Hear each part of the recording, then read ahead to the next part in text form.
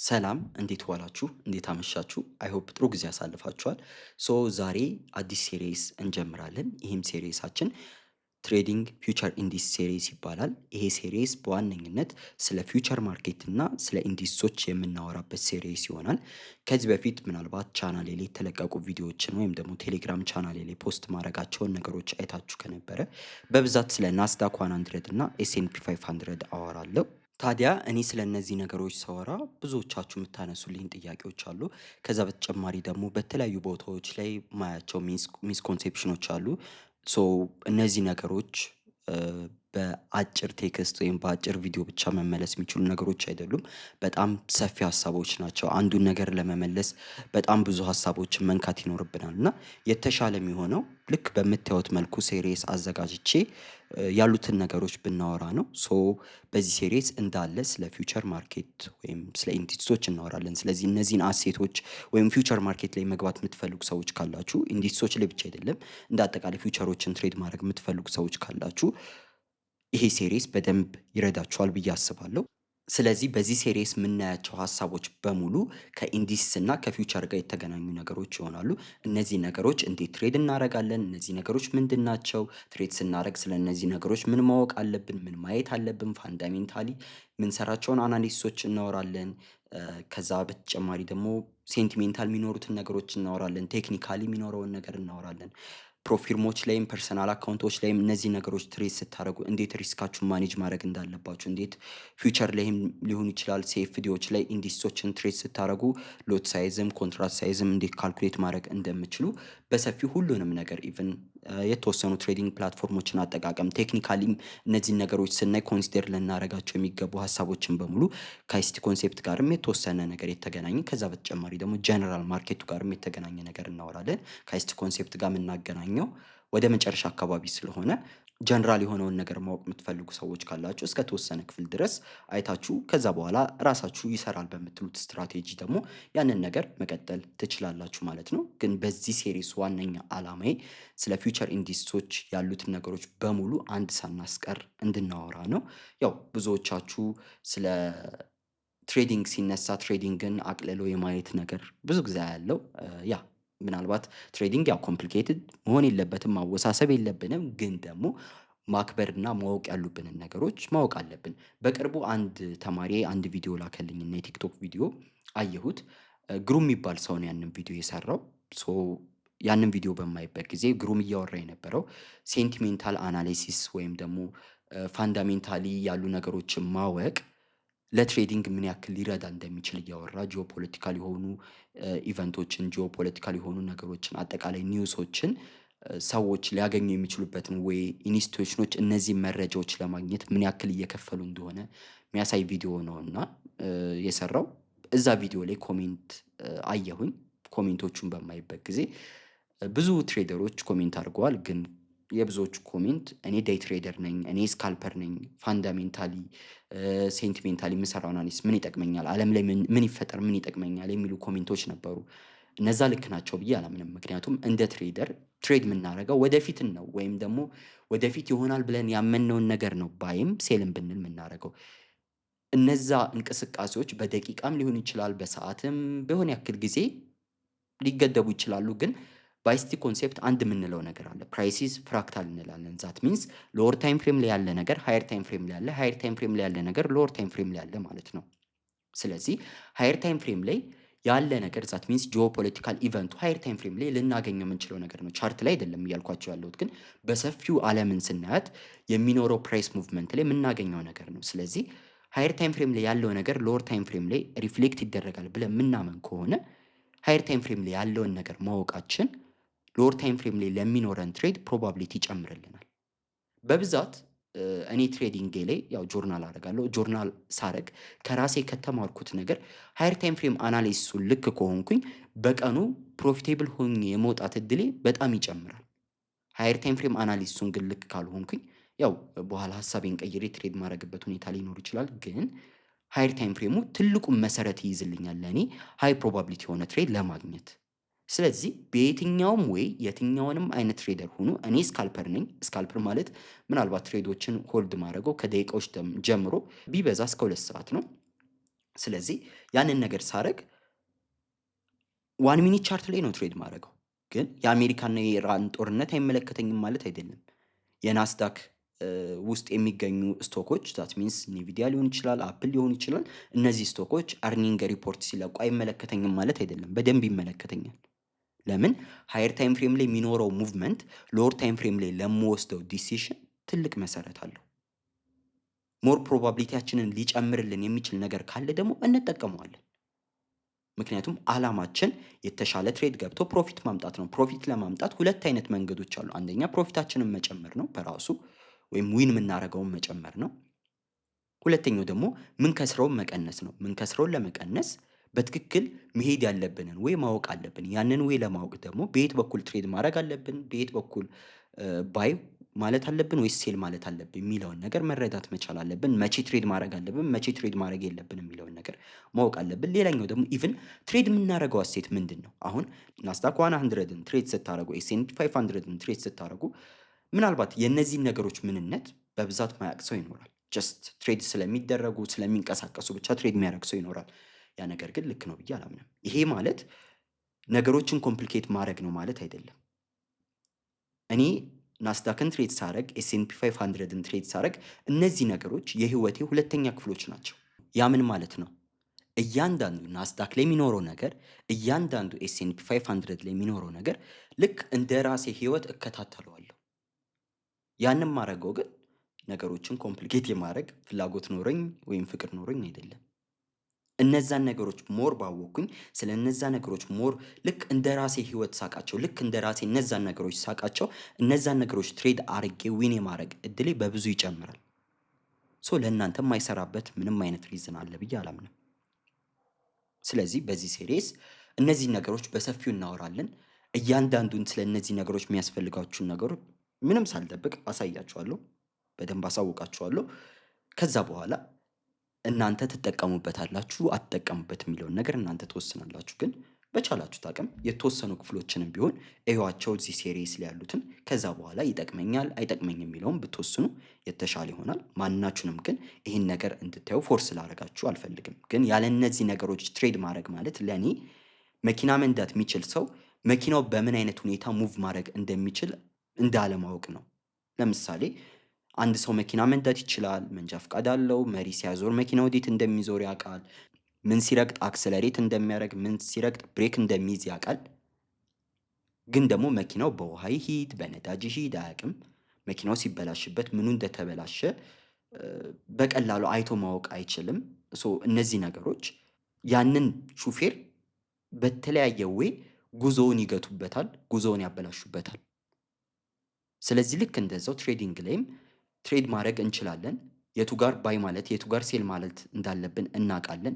ግን ደግሞ ባይና ሴል ስንል እኛ ባይ ያልነውን ኦርደር ወይም ሴል ያልነውን ኦርደር ምን ሙቭ እንደሚያደርገው አናቅም። ከጀርባው ምን አይነት ኢንጂን እንዳለ አናቅም። ያ ነገር ደግሞ በተለየ ሁኔታ አፌክት ያደርገናል። ከዚህ በላይ ብዙም ምላችሁ ነገር የለም። ወደ ዛሬው ክፍላችን እንግባና በሰፊው ስለ ስትራክቸር ኦፍ ግሎባል ፋይናንሻል ማርኬት እናወራለን ማለት ነው። በቅድሚያ ፋይናንሻል ማርኬት ምንድን ነው የሚለውን ነገር እናያለን።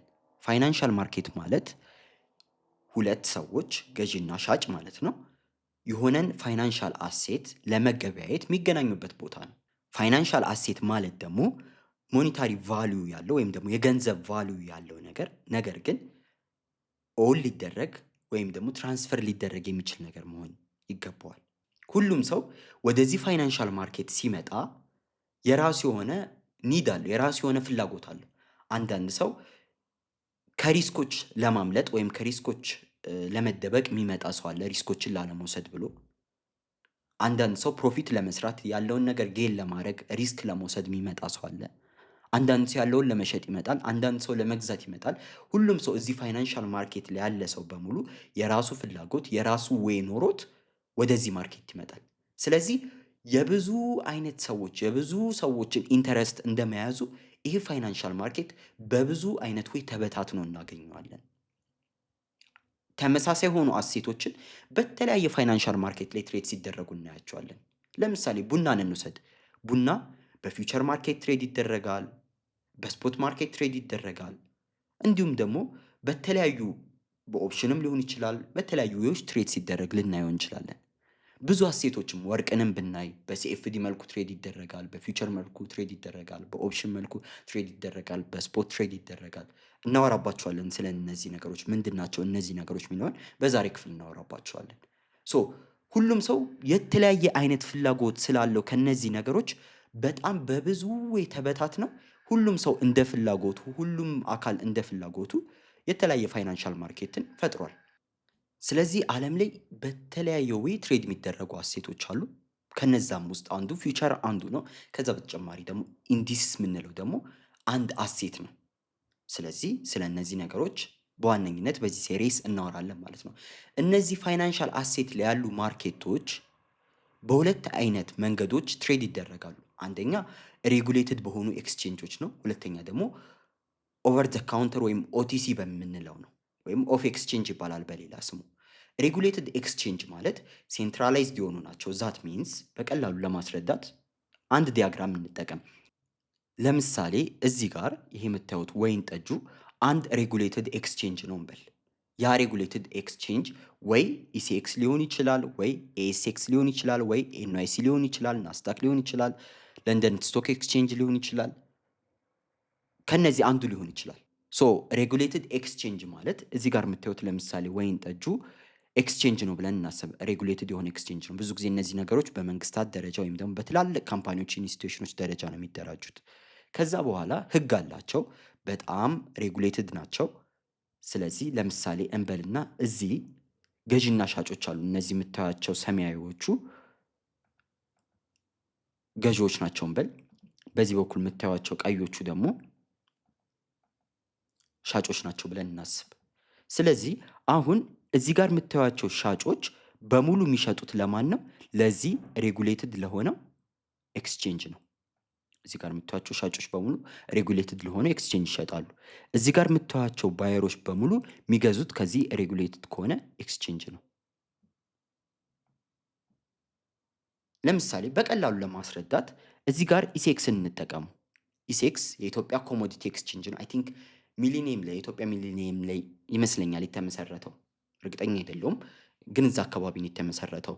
ሶ የኢትዮጵያ ኮሞዲቲ ኤክስቼንጅ በዋነኝነት የሚሰራው ገበሬዎችንና ኢንቨስተሮችን ወይም መግዛት የሚፈልጉ ሰዎችን ማገናኘት ነው፣ ወይም ደግሞ አምራቾችንና ገዢዎችን ማገናኘት ነው ስራው። ስለዚህ ሲያገናኛቸው የሚያደርገው ነገር ምንድን ነው? ለምሳሌ እዚህ ጋር የምታዩት ቀዩ ኤ ብለን እንሰይመው። እዚህ ጋር የምታዩት ደግሞ ቢ ገዢ ነው። ኤ አንድ ቶን ቡና ካለው አንድ ቶን ወይም አንድ ማዳበሪያ ቡናውን የት ይዞ ይሄዳል? ሬጉሌትድ ኤክስቼንጅ ጋር ይዞ ይሄዳል። ይዞ ይሄድና ሬጉሌትድ ኤክስቼንጅ ወይም ደግሞ ኢሲኤክስ የኢትዮጵያ ኮሞዲቲ ኤክስቼንጅ መጋዘን አለው። እዛ መጋዘን ውስጥ ያንን ቡና አስመዝግቦ ያስቀምጣል።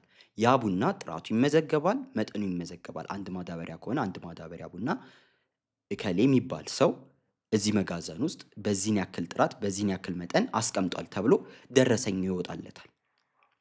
ያ ደረሰኝ እዚህ ሊስት ይደረጋል። ሬጉሌትድ ኤክስቼንጁ ላይ ሊስት ይደረጋል። ሊስት የሚደረገው ኤ በፈለገው ፕራይስ ነው። ለምሳሌ ኤ ያለውን አንድ ማዳበሪያ ቡና በ100,000 ብር ነው የሚሸጠው ብሎ ለዚህ ለኢሴክስ ካስገባ፣ ቢ ደግሞ በ100,000 ብር ቡና መግዛት ፈልጋለሁ ካለ በ100,000 ብር የኤ ቡና ለቢ ይተላለፋል ማለት ነው። የዚህን ጊዜ ኤ ካስገባ በኋላ ቢም ደግሞ ባይ ካለ በኋላ ኤ አይ በቃ ሀሳቤን ቀይሬያለሁ መሸጥ አልፈልግም ቢል አይችልም። ኦልሬዲ በኤ እና በቢ መካከል ስምምነት ተፈጽሟል፣ ንግዱ ተፈጽሟል ብሎ ነው የሚያምነው ሬጉሌትድ የሆነው ኤክስቼንጅ። ስለዚህ ቡናውን ለቢ ያስተላልፋል፣ ኤ ገንዘቡን ይቀበላል። ቢም አይ በቃ ቡናውን አልፈልግም ብር መልሱልኝ ቢል አይሆንም፣ ወይም ሀሳቡን በኋላ መቀየር አይችልም። ጀስት ሬጉሌትድ የሆነ ኤክስቼንጅ ላይ ሁሉም ፓርቲዎች በአግባቡ መሳተፍ ይኖርባቸዋል። የሚሸጡትም የሚገዙትም ከማን ነው? ከሬጉሌትድ ከሆነ ኤክስቼንጅ ነው። አሁን ኤ ሴል ሲል ቢ ባይ ሲል ቢ ክፍያው የሚፈጽመው ለኢሴክስ ነው፣ ለኤ አይደለም። ከዛ ኢሴክስ ደግሞ የራሱን ኮሚሽን ወስዶ ለኤ ይሰጠዋል፣ ገንዘቡ ትራንስፈር ያደርግለታል። ስለዚህ ኤ ሲቀበል ቢ እንዳለ አያውቅም፣ ቢ ሲቀበል ኤ እንዳለ አያውቅም። ሁለቱም መገናኘት አይጠበቅባቸውም። ሁለቱም ምናልባት ኤ ባህር ዳር ሊሆን ይችላል፣ ቢ አዲስ አበባ ሊሆን ይችላል። ምናልባት የኢሴክስ መጋዘን አዳማ ላይ ሊሆን ይችላል። ዘን እንዳልኳችሁ ቢ ባህር ዳር ላይ ሊሆን ይችላል። ኤ አዲስ አበባ ሊሆን ይችላል። በእንደዚህ አይነት ወይ ሊነገድ ይችላል። ኦቲሲ ማርኬት ላይ ዲሴንትራላይዝድ ነው። ዛት ሚንስ እዚህ ጋር የምታዩት ምን የለም፣ ኤክስቼንጅ የለም። ስለዚህ ምንድን ነው የሚያደርገው? እዚህ ጋር ያለው ገዢ እዚህ ጋር ካለው ሻጭ ጋር ሊገናኝ ይችላል። እዚህ ጋር ያለው ገዢ እዚህ ጋርም ካለው እዚህ ጋርም ካለው ጋር ሊገናኝ ይችላል። እዚህ ጋር ያለው እዚህ ጋርም ካለው እዚህ ጋርም ካለው ሊገናኝ ይችላል። ሁሉም ዝብርቅርቅ ባለ ሁኔታ ኢቭን ሁለቱም ሊገናኙ ይችላሉ፣ ሊሻሻጡ ይችላሉ። አንድ ላይ ሆነው ከዚህኛው ላይ ሊገዙ ይችላሉ። እንደፈለገ ሸፍል መደረግ የሚችል አይነት ፓተርን መፍጠር ይችላሉ። ዛት ሚንስ ዲሴንትራላይዝድ ነው። ወዴትም ሴንትራላይዝድ ሆኖ አይገባም። ኤክስቼንጁ ሲኖርስ አንድ ፖይንት ይኖራል። ሁሉም ገዢ ሁሉም ሻጭ ወደዚህ ሴንትራላይዝ ያደርጋሉ፣ ወደ መሀል ይመጣል። ስለዚህ ይሄ ሴንትራላይዝድ ማርኬት ነው፣ ሬጉሌትድ የሆነው። ኦቲሲ ጋር ስንመጣ ግን ዲሴንትራላይዝድ ነው፣ ስምምነት ነው። እኔና አበበ መገበያየት ከፈለግን እንስማማለን። በኋላ ግን እኔ አበበን አልገዛህም ብለው ምንም ማድረግ አይችልም አበበ። እዚህ ጋር ግን እገዛለሁ ብላችሁ ሬጉሌትድ ላይ እገዛለሁ ካላችሁ ትገዛላችሁ። ምክንያቱም ስትገዙ አሁን ለምሳሌ እዚህ ጋር ቢ ከሬጉሌትድ ኤክስቼንጅ ላይ ቡናውን ሲገዛ የሚገዛው ከኢሴክስ ላይ ነው። ከዛ በተጨማሪ ደግሞ ገንዘቡን አስገብቶ ነው እገዛለሁ ማለት የሚችለው። ወይም ደግሞ ብዙ ጊዜ ኮላተራልም በሚኖርበት ሁኔታ አለ። እንደ ሁኔታው እንደ ሬጉሌሽኑ ይወሰናል፣ ሊኖር ይችላል ኮላተራልም። ስለዚህ በእንደዚህ አይነት ወይ ነው ማድረግ የምችሉት። ያንን ማስያዣ ሳታስይዙ ያንን ገንዘብ ሳታስገቡ እገዛለሁ ማለት አችልም። እዚህኛው ጋር ግን ገንዘቡን ከፍልሃለሁ ማለት ትችላላችሁ። ዋጋውን እንደፈለጋችሁ መወሰን ትችላላችሁ። እዚህ ጋር ግን ዋጋው እናንተ ላይ እስካልደረሰ ገዢ ውስጥ ካልመጣ ድረስ ለገዢው ይሄን ያክል ነው የሚሸጠው ብላችሁ ቀጥታ መሸጥ አትችሉም። ያው ፕራይስ ዲስከቨሪ ይኖራል። ያ ፕራይስ ዲስከቨሪ ላይ መሰረት አድርጎ ፕራይሱ ሙቭ በሚያደርግበት ጊዜ እናንተና ገዢያችሁ ከተስማማችሁ፣ ከተመጣጠናችሁ፣ ባላንስ ከሆናችሁ የእናንተ ዲል ሴትል ይደረጋል ማለት ነው። ያ ካልሆነ ግን ሁለታችሁም ኦርደራችሁን እንዳስቀመጣችሁ ኤም በዚህ ዋጋ እሸጣለሁ የሚለውን ሊሚትም ስቶፕ ኦርደርም ሊሆን ይችላል ሊያስቀምጥ ይችላል። ቢም በተመሳሳይ ሁኔታ በዚህ ዋጋ እገዛለሁ የሚለውን ሊያስቀምጥ ይችላል ማለት ነው። ፕራይሱ ግን እዛ ቦታ ላይ እስከሚደርስ ድረስ ሁለታችሁም ላትገበያዩ ትችላላችሁ። ወይም ደግሞ ሁለታችሁም ሚት እስከምታደርጉ ድረስ ላትገበያዩ ትችላላችሁ። ሚት ስታደርጉ ግን ትገበያያላችሁ ማለት ነው። ያው ሬጉሌትድ ማርኬት ላይ ብዙ ነገሮች በጣም ሬጉሌት ተደርገው ነው የሚሄዱት። ኦቲሲ ማርኬት ላይ ግን ሞር ፍሌክሲብል ናቸው። ብዙም ሬጉሌሽን የለም። ሞዴሬት የሆነ ሬጉሌሽን ያለው ያው ገንዘባችሁን እንዳትዘረፉ የሚከላከል ሬጉሌሽን ይኖራል እንጂ ዲሉ የግድ መፈጸም አለበት የሚል ክሊሪንግ ሃውስ አይኖርም ማለት ነው። ክሊሪንግ ሃውስ ማለት ልክ እነዚህ ኤክስቼንጆች ናቸው። ሶ ሞር ፍሌክሲብል ነው ኦቲሲ ማርኬት። ብዙ ጊዜ ሲኤፍዲዎች ኦቲሲ ማርኬት ውስጥ ይካተታሉ። ፊውቸር ማርኬት ደግሞ ሬጉሌትድ የሆነ ኤክስቼንጅ ውስጥ ይካተታል። በኋላ በሰፊው በደንብ እናወራበታለን ማለት ነው። እዚህ ጋር ባንኮች፣ ብሮከሮች ናቸው በዋነኝነት የፎሬክስ ብሮከሮች፣ የሲኤፍዲ ብሮከሮች ማለት ነው የሚካተቱት። ሶ ይህን ያክል ስለ ሬጉሌትድ እና ስለ ኦቲሲ ማርኬት ካወራን አሁን ደግሞ ስለ ፋይናንሻል ማርኬት አይነቶች እናወራለን ማለት ነው። ፋይናንሻል ማርኬት አይነቶች በጣም ብዙ አሉ። በተለያየ ወይ ልንበታትናቸው እንችላለን። ግን ሜንሊ ለዚህ ሴሪስ በስድስት እንከፍላቸዋለን። የመጀመሪያው መኒ ማርኬት ነው። ሁለተኛው ኮሞዲቲ ማርኬት ነው። ሶስተኛው ካፒታል ወይም ሴኩሪቲስ ማርኬት የምንለው ነው። አራተኛው ፎሬን ኤክስቼንጅ ወይም ፎሬክስ ማርኬት የምንለው ነው። አምስተኛው ክሪፕቶ ከረንሲ ማርኬት ነው። ስድስተኛው ዋናው ፎከሳችን የሚሆንበት ዴሪቫቲቭ ማርኬት ነው። ላይ ያሉትን የተወሰነ ሃይላይት አይተን እናልፋለን። ከዛ ቀጥለን ደግሞ ሞር ፎከሳችንን ዴሪቫቲቭ ላይ አድርገን የሚቀጥሉትን ክፍሎች እንቀጥላለን ማለት ነው። ስለዚህ የመጀመሪያውን መኒ ማርኬትን እናያለን ማለት ነው። መኒ ማርኬት ለአንድ ኢኮኖሚ መሰረታዊ ከሆኑ የማርኬት አይነቶች አንዱ ነው። በዋነኝነት የዚህ መኒ ማርኬት አስፈላጊነት ለአጭር ጊዜ የሚኖሩ ብድሮችን በሁለት አካላት መካከል እንዲፈጸም ማድረግ ነው። በአንድ በኩል ብድር የሚፈልግ ገንዘብ የሚያስፈልገው ፈንድ የሚያስፈልገው አካል ይኖራል ለአጭር ጊዜ። በአንድ በኩል ደግሞ ገንዘብ ያለው ግን ደግሞ ገንዘቡን ዝም ብሎ ቢያስቀምጠው ገንዘቡ ኪሳራ ሊሆንበት የሚችል ወይም ገንዘቡ ገንዘብ እንዲሰራለት ሌላ ገንዘብ እንዲሰራለት የሚፈልግ አካል ይኖራል። ስለዚህ እነዚህ ሁለት አካላት የሚገናኙበት ቦታ ነው። እነዚህ አካላት ሲገናኙ ሪዋርድ ለማግኘት ነው አንደኛው የሚገኘው። ገንዘቡን የሚሰጠው ወይም የሚያበድረው አካል ሪዋርድ ማግኘት ይፈልጋል። ገንዘቡን ደግሞ የሚበደረው ወይም የሚወስደው አካል ደግሞ አሁን ለሚያስፈልገው ኒድ ገንዘቡን መዋል ይፈልጋል። ስለዚህ በሁለቱ መካከል ያለውን ነገር በሪዋርድ ማስማማት ይቻላል። ጀስት እዚህ ጋር ያለው ገንዘቡ ያለው አካል ሪዋርድ እንደሚያገኝ ካሰበ ገንዘቡን ያበድርና ሪዋርዱንም ገንዘቡንም አብሮ ይቀበላል ማለት ነው።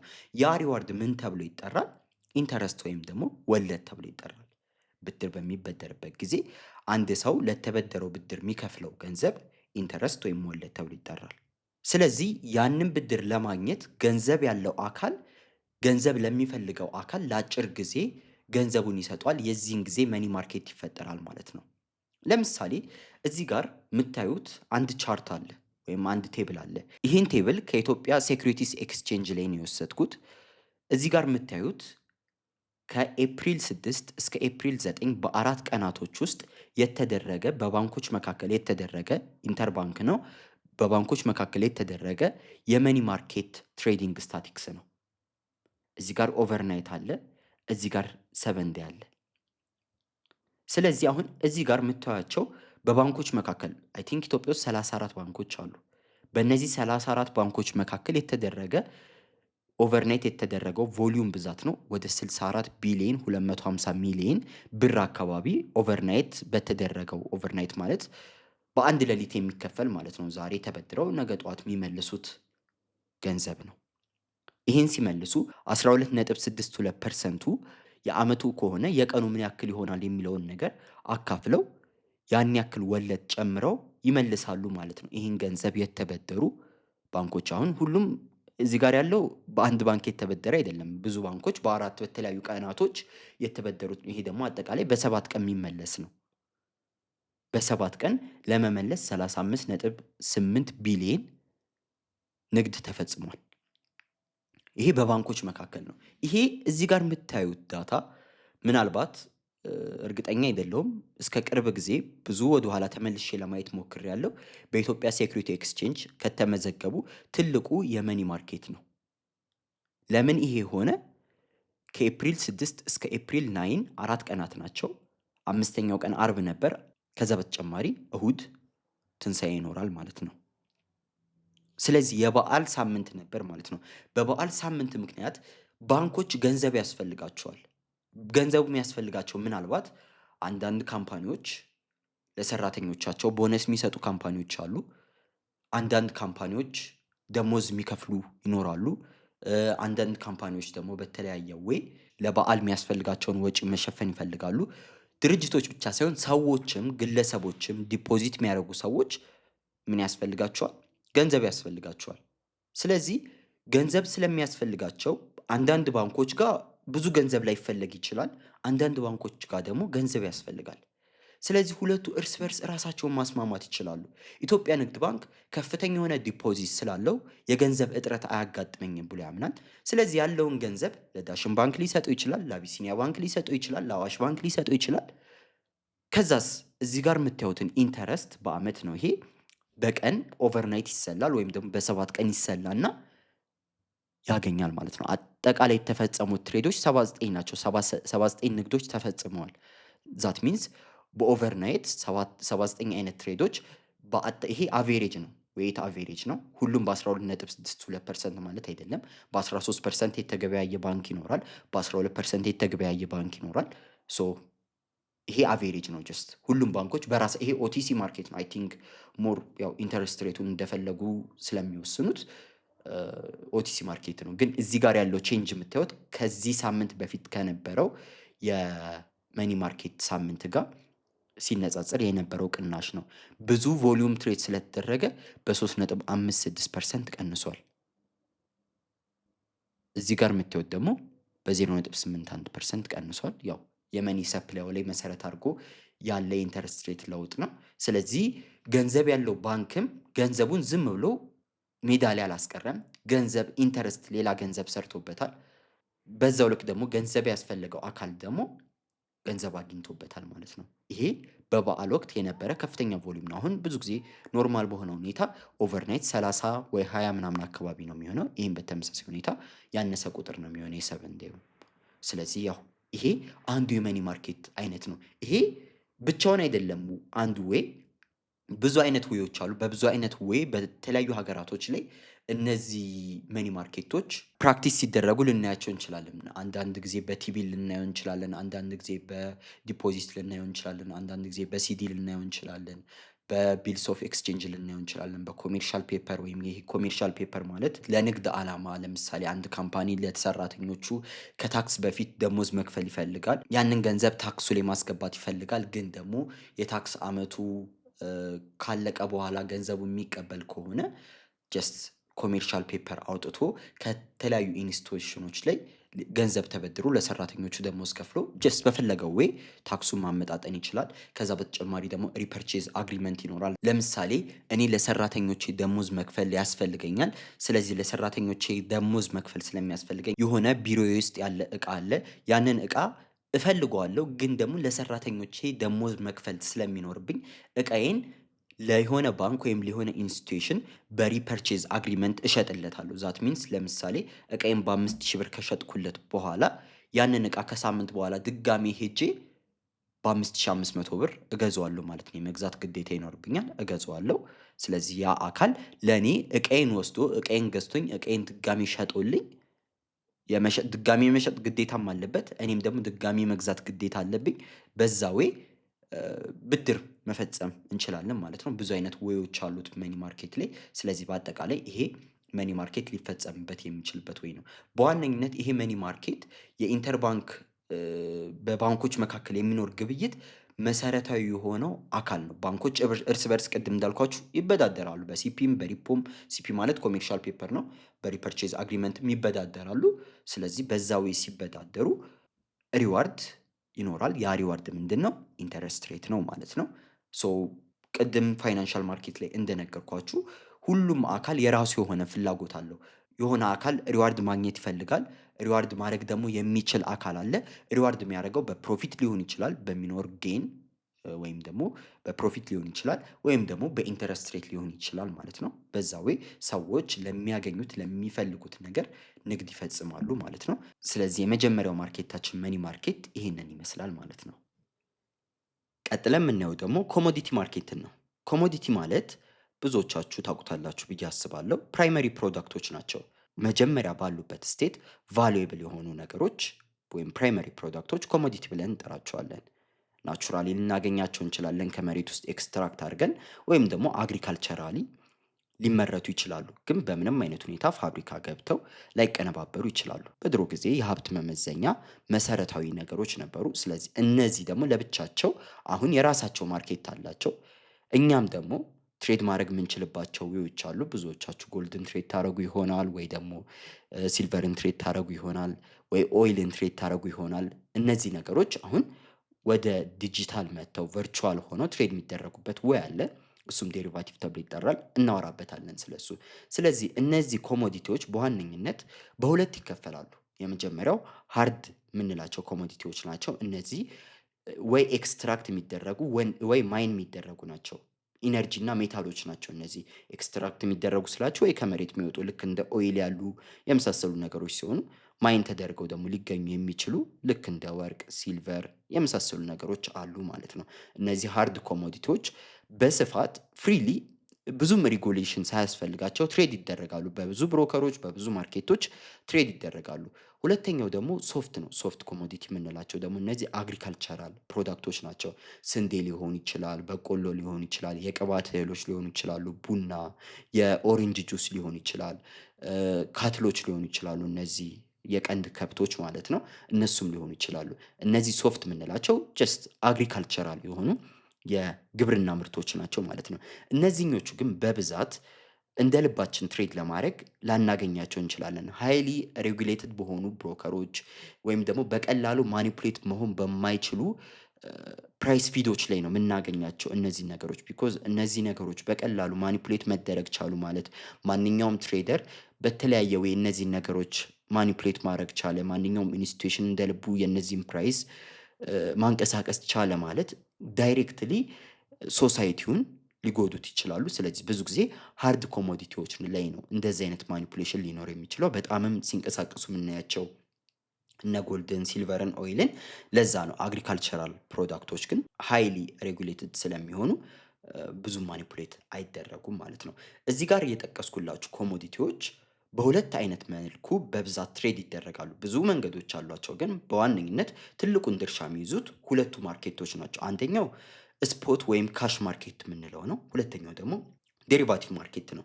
ስፖት ወይም ካሽ ማርኬት ላይ ለምትሰጡት ገንዘብ ፊዚካል የሆነ አሴት ዴሊቨር ይደረግላቸዋል።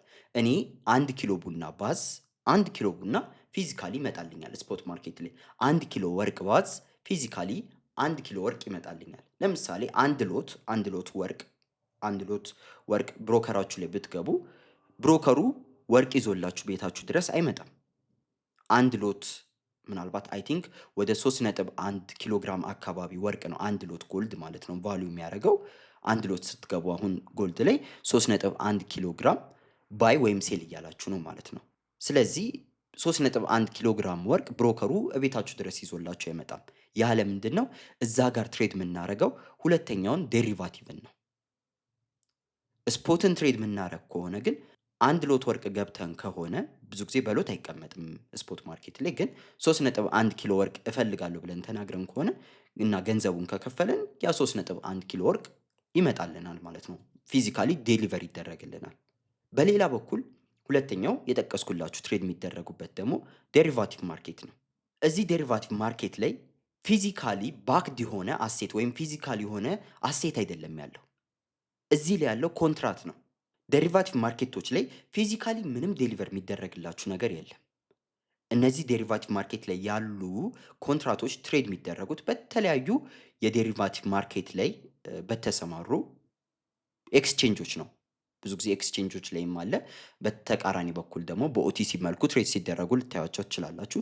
ዴሪቫቲቭ ማርኬት ላይ በሰፊው እናወራቸዋለን። ለምሳሌ አይሲን ማየት እንችላለን፣ ሲኤምኢን ማየት እንችላለን፣ ኤልኤምኢን ማየት እንችላለን፣ ኤስኤችኤፍኢ ማየት እንችላለን። እና እነዚህ እዚህ ጋር የዘረዘርኩላችሁ ኤክስቼንጆች አንድ ኮንትራት የሚሉትን በተለያየ ወይ ቫሉ ያደርጉታል በቅድሚያ።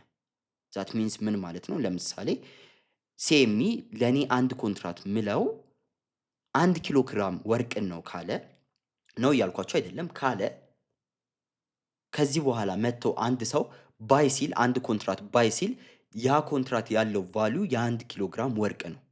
ግን ያ ነገር ፊዚካሊ ባክድ ተደርጓል ካላችሁኝ አልተደረገም። እዛ ጋር ያለው ኮንትራት 10,000 ኮንትራቶች ከሆኑ እነዛ 10,000 ኮንትራቶች እንዳልኳቸው 1 ኪሎ ግራም ወርቅ ከያዙ እነዛ አጠቃላይ 10,000 ኮንትራቶች አጠቃላይ 10,000 ኪሎ ግራም ወርቅ ባክድ ያደርጋቸዋል ማለት አይደለም። ዴሪቫቲቭ ማርኬቶች ላይ የግድ ፊዚካሊ ባክድ መደረግ የለባቸውም። እዚህ ዴሪቫቲቭ ማርኬት ላይ ትልቁን መሰረት የሚይዘው ስምምነት ነው። ኮንትራት ማለት በሁለት ሰዎች መካከል የሚደረግ ስምምነት ነው። ስለዚህ አውት ኦፍ ኖዌር እኔ መጥቼ ባይብል ወይ ሎንግ ፖዚሽን ኮንትራት ብጠይቅ በሌላ በኩል ደግሞ ሌላ ሰው ከኔ በተቃራኒ ሴል ቢል ወይም ደግሞ ከኔ ጋር በተመሳሳይ በሆነ ፕራይስ ሾርት ቢገባ የሁለታችን ኮንትራት አጌነስት የሆነ ኮንትራት መጣጣም ይችላልና አንድ ሙሉ ኮንትራት መፍጠር ይችላል። ስለዚህ ምንም አይነት ተጨማሪ ከጀርባ ባክድ የሚያደርገው አሴት ሳያስፈልግ ዴሪቫቲቭ ማርኬት ላይ እኔ እና እሱ ይሄ ለእኛ ጎልድ ነው ብለን ስላመንን ያንን ኮንትራት አንድ ኮንትራት ከምንም ተነስቶ ተፈጠረ ማለት ነው። ያ ኮንትራት ጀስት ራንደምሊ ከጀርባ ምንም ባክድ የሚያደርገው ነገር የለም። እንዳልኳችሁ ከጀርባው ወርቅ የለም፣ ከጀርባው ምንም ነገር የለም። ምናልባት ዓለም ላይ ያለ ወርቅ 10,000 ኪሎ ግራም ሊሆን ይችላል ተደምሮ። ዴሪቫቲቭ ማርኬት ላይ ያለ ወርቅ 100,000 ሊሆን ይችላል። ግን በእርግጠኝነት የምነግራችሁ ነገር ዴሪቫቲቭ ማርኬት ላይ ያለው ፕራይስ በትክክል ስፖት ማርኬቱ ላይ ወይም ደግሞ ፊዚካሊ ዴሊቨር የሚደረገው ማርኬት ላይ ያለውን ፕራይስ አፌክት ያደርገዋል። ኢቭን ምንም አይነት ከጀርባ ባክድ የሚያደርገው አሴት ሳይኖር፣ ከጀርባ የሚደግፈው ምንም አይነት ነገር ሳይኖር። ይሄ ነገር የተፈጠረው እንዳልኳችሁ እኔና የሆነ ሰውዬ በሆነ ተመሳሳይ ፕራይስ ላይ አጌነስት ለመግባት በተቃራኒ ለመግባት አንድ ሰው ባይ ለማለት አንድ ሰው ሴል ለማለት ስለተስማማን ነው። ይሄ ፊውቸሮች ላይ ይሰራል፣ እናወራባቸዋለን። ሴፍዲዎች ላይ ይሰራል፣ ኦፕሽኖች ላይ ይሰራል። እነዚህ ሁሉ አሴቶች ላይ ዴሪቫቲቭ እስከሆኑ ድረስ ያለ ምንም ተጨማሪ ከጀርባ የሚደግፈው ነገር ሳይኖር ይፈጠራል ማለት ነው አዲስ ኮንትራት። በሚገርም ሁኔታ ደግሞ ከስፖት ማርኬቱ በላይ በስፋት ትሬድ የሚደረገው ዴሪቫቲቭ ነው። ዋነኛው የዓለም ማርኬትንም ስፔሻሊ ሃርድ ኮሞዲቲዎችም እንቅስቃሴ የሚወስነው ይሄ ዴሪቫቲቭ ማርኬት ነው። ፕራይሳቸው የሚወስነው ይሄው ራሱ ዴሪቫቲቭ ማርኬት ነው። ለምን? ይሄ ዴሪቫቲቭ ማርኬት ፈጣን ነው። ያለውን ዲማንድ እና ሰፕላይ ኤሌክትሮኒካሊ እዚሁ ዴሪቫቲቭ ማርኬት ላይ ማየት ይቻላል። ሰዎች ሰፕላይ እና ዲማንዱን ማየት ይችላሉ። እንዲሁም ደግሞ ኤሌክትሮኒካሊ ፕራይሱን ዲስከቨር ማድረግ የሚያስችል የራሱ የሆነ ስትራክቸር አለው ማለት ነው። ስለዚህ የሆነ ኒውስ ካለ የሆነ ኢፌክት ካለ ዓለም ላይ የሆነ ጂኦፖለቲካል ሊሆን ይችላል ወይም ደግሞ ከዌዘር ጋር የተያያዘ ኢፌክት ካለ ቀድሞ ማርኬቱ የሚያገኘው ዴሪቫቲቭ ማርኬት ላይ ያለውን ነገር ነው። ለምን?